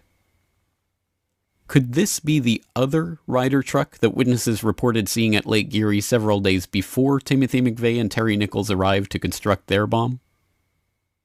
The official narrative dictates that Tim McVeigh alone rented the Ryder truck in Junction City, Kansas on April 17, 2 days before the bombing. He and Terry Nichols supposedly constructed the bomb on April 18. But the bulk of eyewitness accounts assert that the Ryder truck was at Geary Lake for several days before that. I retired April 11th, 1995, and after finishing up that morning, I decided to stop by here and fish at Geary State Lake, which is right in this general area here that I was fishing from, the pier or jetty, and I stayed here most of the afternoon fishing, of course, with no luck. And later on that afternoon, I had decided to maybe go back over this way over here to the other point back there and see if I'd have any luck. When I noticed a Ryder truck over there. I was sitting at home one day and my wife came in from work and she said that she had been stopped in a roadblock up here at Geary Lake in reference to the Oklahoma City bombing and the making of the bomb here at Geary State Lake and with a Ryder truck. And I said, well, you know, I had told you about the Ryder truck I had seen there before this. And that's how I became aware of it. And then the next thing I knew, she told the ATF and FBI, the people at the roadblock, that what I had seen. And before I knew it, my house was swarming with agents. Multiple trucks, multiple bombs, government informants, prior warnings, Pat Kahn, John Doe No. 2, Andreas Strassmeyer. The indications of government participation and cover-up in the bombing itself continue to mount and mount, and they paint a very different picture of McVeigh than that of the lone wolf bomber that the government and media have spent 20 years asking us to believe in. But why? If there was government complicity in the plot to blow up the Murrah building, why would this be so? What would the government stand to gain from this? Firstly, PatCon gained its objective of discrediting militias, gun rights groups, and those concerned about governmental overreach once and for all in the mind of the American public. The United States of America, they believe that the United States government is prepared to usurp the Constitution and break down doors and confiscate guns. Am I lying to these people, Bob Fletcher? Well, this aged terribly. Who remembers Hurricane Katrina? And Jim Trockman? John Trockman. John, sorry, it says John here. You believe this? No, not quite like that. Not the U.S. government. Which government? The one world government? Yes, sir. The United Nations? Yes, sir. And you're in the woods now, and you're not, neither of you, you're not in the woods? No. Yeah, you're from Montana, the city of Noxon? Yes, sir. The little town of Noxon. 350 people? Maximum. Aha. And you living in the woods? No. No, you're not. Is anybody in Montana? Just their plain homes. You're sitting next to Ray Southwell, who does, from Michigan. You gather in the woods, don't you? In Michigan? When we train? Yeah. That's correct. But you're not living there. What is this goof's obsession with people living in the woods? Like, you have a problem with, like, Walden Pond? Or, like, what is this guy's animosity towards nature? It's kind of weird.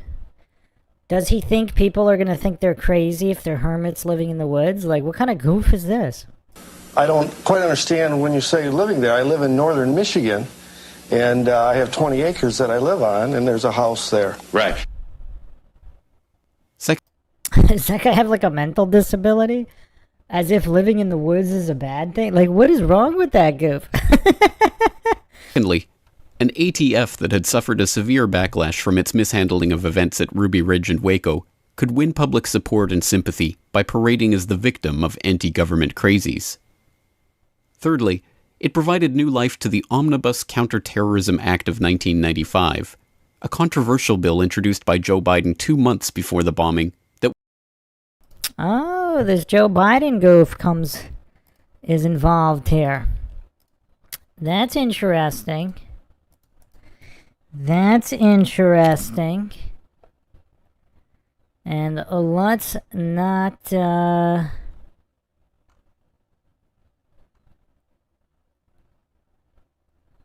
let's not forget his article here. How I learned to love the New World Order here. Wall Street Journal, April 23rd, 92. By Joseph R. Biden Jr. The One World Government, the New World Order.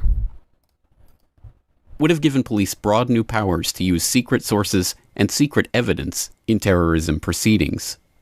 Widely denounced as an affront to civil liberties, the bill was languishing in committee. But all that changed on April 19, 1995. The very day after the blast at the Murrah Building, the New York Times wrote about the bill that, after the Oklahoma City bombing, there are few surer legislative bets in Washington. The legislation morphed into the Anti-Terrorism and Effective Death Penalty Act of 1996 and was passed the next year. What a coincidence. What a coincidence. And you could look at the also gun restrictions regarding the exact models Eric Harris and Dylan Klebold used at Columbine, like that. Was it that week or something? Just the coincidence stack is interesting. With President Clinton specifically linking the bill to the bombing in his signing statement. Years later, Biden claimed that his original bill was the core of what eventually became the Patriot Act. Quite damning here. Quite damning. The Patriot Act, which has, snowballed. Like, if some people think that was the snowball effect that has spiraled the collapse of Western civilization. Fourthly, the bombing also conveniently destroyed a number of documents that were proving to be problematic for the Clinton administration. Documents that had all somehow or other ended up being housed at the Murrah Building in Oklahoma City in April of 1995. That's another interesting one, too. Just like the missing trillions, but only in the area of the Pentagon that was struck by plane/missile at 9/11. Only that particular area for the missing trillions announced September 10th. I mean, just the coincidence. It's like, it's almost like the MO of a serial killer. They keep doing it the same way, but certain goofs still can't catch on. Day 1, hour 2 of the bombing, the most significant event that happened is when they said they found other bombs in the building. The second most significant event was that they moved everybody back and held them back. There were still people alive trapped in the building, but they came in with 2 trucks and backed them up to the Murrah Building, and a bunch of these guys dressed in blue jackets with no letters on the back started taking boxes of files out and putting them on this truck. We were told by a blonde female agent that there were files so serious to the government that until those files were located, there would not be any recovery effort. If you remember the Whitewater investigation in Arkansas, all the paperwork was stored in the Murrah Building. They had FBI agents over in the fields to the west of the Murrah Building picking up paper almost all day long. And it was during this time that early in the investigation that I started receiving some various phone calls. One of them was a phone call from Little Rock, Arkansas. The guy said that he was a federal agent. He was not an FBI agent. He was not ATF. But what he did say was during their investigation of the Clintons, on all the drug running that went through Mena, Arkansas, and Lassiter's Ranch and all of that stuff that was going on at the time during Iran-Contra, that those records, when Clinton went to Washington, were transferred from there to the Murrah Building. But what about McVeigh? What was he? So that's really curious. The Clinton cover-up going back quite a while. And that's really damning testimony too. Like, they're recovering files before they're allowing a rescue effort to save people's lives. Are there any levels these scum won't stoop to? And is there anything the bootlickers won't defend? I don't know. Welcome, Sandro. Yeah, this is rough. His role in all of this? Criminal mastermind? Convenient patsy? Unwitting dupe? Or sheep-dipped operative, exactly as he claimed to be? It's at this point that most such investigations would end, with the narrator metaphorically shrugging his shoulders and suggesting that the secrets of the bombing might have gone to the grave with McVeigh himself. But this is not such a story. In fact, there are reasons to believe that McVeigh never actually went to the grave at all. He told us many times he would vacillate on this issue from time to time, but his main theme was that he was not going to be executed, that the major was going to have someone infiltrate the execution team, and that he would be given drugs that would feign the appearance of death, and he says the CIA and other people use these drugs, and that they would be taken out, and he would be brought, given some type of medication that would counteract the other, and that he would be rewarded for serving his country. You know what's crazy? Like, who believes that? Like, I mean, let's say that's what they told him, right? Would you trust the government to do that and not just kill you to tie up the loose end? It's kind of weird, right? Like, even if that's what they promised, like, how MK Ultra do you have to be to believe that they would actually deliver on that promise? And it sounds a little bit far-fetched, but I mean, I've talked to several people who witnessed the execution, including Janie Coverdale, and she doesn't know one way or another whether Tim was executed. He was covered up from toe to neck, and he couldn't see any type of IV lines or anything running into his veins. And so she clearly says that she doesn't know if he was executed or not, and she watched it. So, I don't know if Tim McVeigh is dead. McVeigh spent much of his time on death row fighting for a very unusual request: to not have an autopsy performed on his body after his execution. Autopsies are standard procedures after federal executions and would have been performed on McVeigh, but his request was granted and no autopsy was ever performed. I mean, what's weird, though, is, if the fix is in, they could just easily swap an autopsy or have a guy perform an autopsy and check off the wrong things, even if it's not McVeigh, right? Like, they have the reach to easily do that.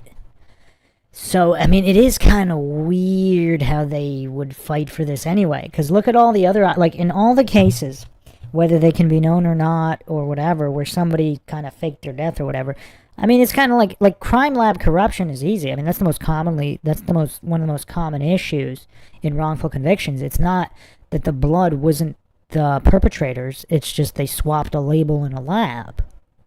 So doctoring an autopsy report's quite easy. You actually see it in many cases where, or if there's two autopsies, one report is drastically different for them. It wouldn't be easy for them to mark certain boxes in the autopsy report. So I don't really know what to make of this at all. During the execution itself, one of the eyewitnesses, Susan Carlson of WLSAM radio, reported McVeigh, quote, appeared to be still breathing, or what appeared to be shallow breathing, even after being pronounced dead, and his eyes remained open, end quote. After the execution, prison officials admitted to using a decoy to throw the public off the trail of McVeigh, who was ostensibly transported to a local funeral home and cremated before his ashes were turned over to his attorneys. Perhaps it's appropriate, in a sick way, that we don't even have closure on this, the one part of the OKC bombing story that even the most incredulous have long believed was unquestionable. After all, the only constant in the case is that at every turn, the government has lied about what they know, withheld evidence, and otherwise kept the public in the dark about what really happened that day. Meanwhile, those brave few who have sought to shed light on these issues, or just gotten caught up in the story have ended up with their lives transformed, their reputations shattered, and, in some cases, have lost their lives. All in maintenance of this mystery. Anti-government extremist. Is one man. Timothy McVeigh. Timothy McVeigh. McVeigh. Timothy McVeigh. Timothy McVeigh. Timothy McVeigh. McVeigh. Timothy McVeigh. McVeigh. Timothy McVeigh. Timothy McVeigh at one time a sergeant in the United States Army. So there you have it. That's the secret life of Timothy McVeigh, put out by a Corbett report. Very interesting. Very interesting. There is another piece of this puzzle here. There's actually a few more. And so this is going to be a series, obviously, but I'm going to do them pretty quick. I might even do the next episode tomorrow. Because I don't want to stretch this out forever. There's a couple episodes. I'm going to do them pretty close to back. There's actually quite a few more major bombshells and rabbit holes here, believe it or not. That was just scratching the surface. But I hope everybody found another edition of the MindShock podcast interesting and informative. If you want to help support the podcast, you can donate to our PayPal. Check the link in the description. Make sure you subscribe, like, and share Twitter, Facebook, Reddit, Patreon. You can also become a YouTube member right here on YouTube. Help support the channel that way. This is Bruce McGuire signing off. Catch you guys next time.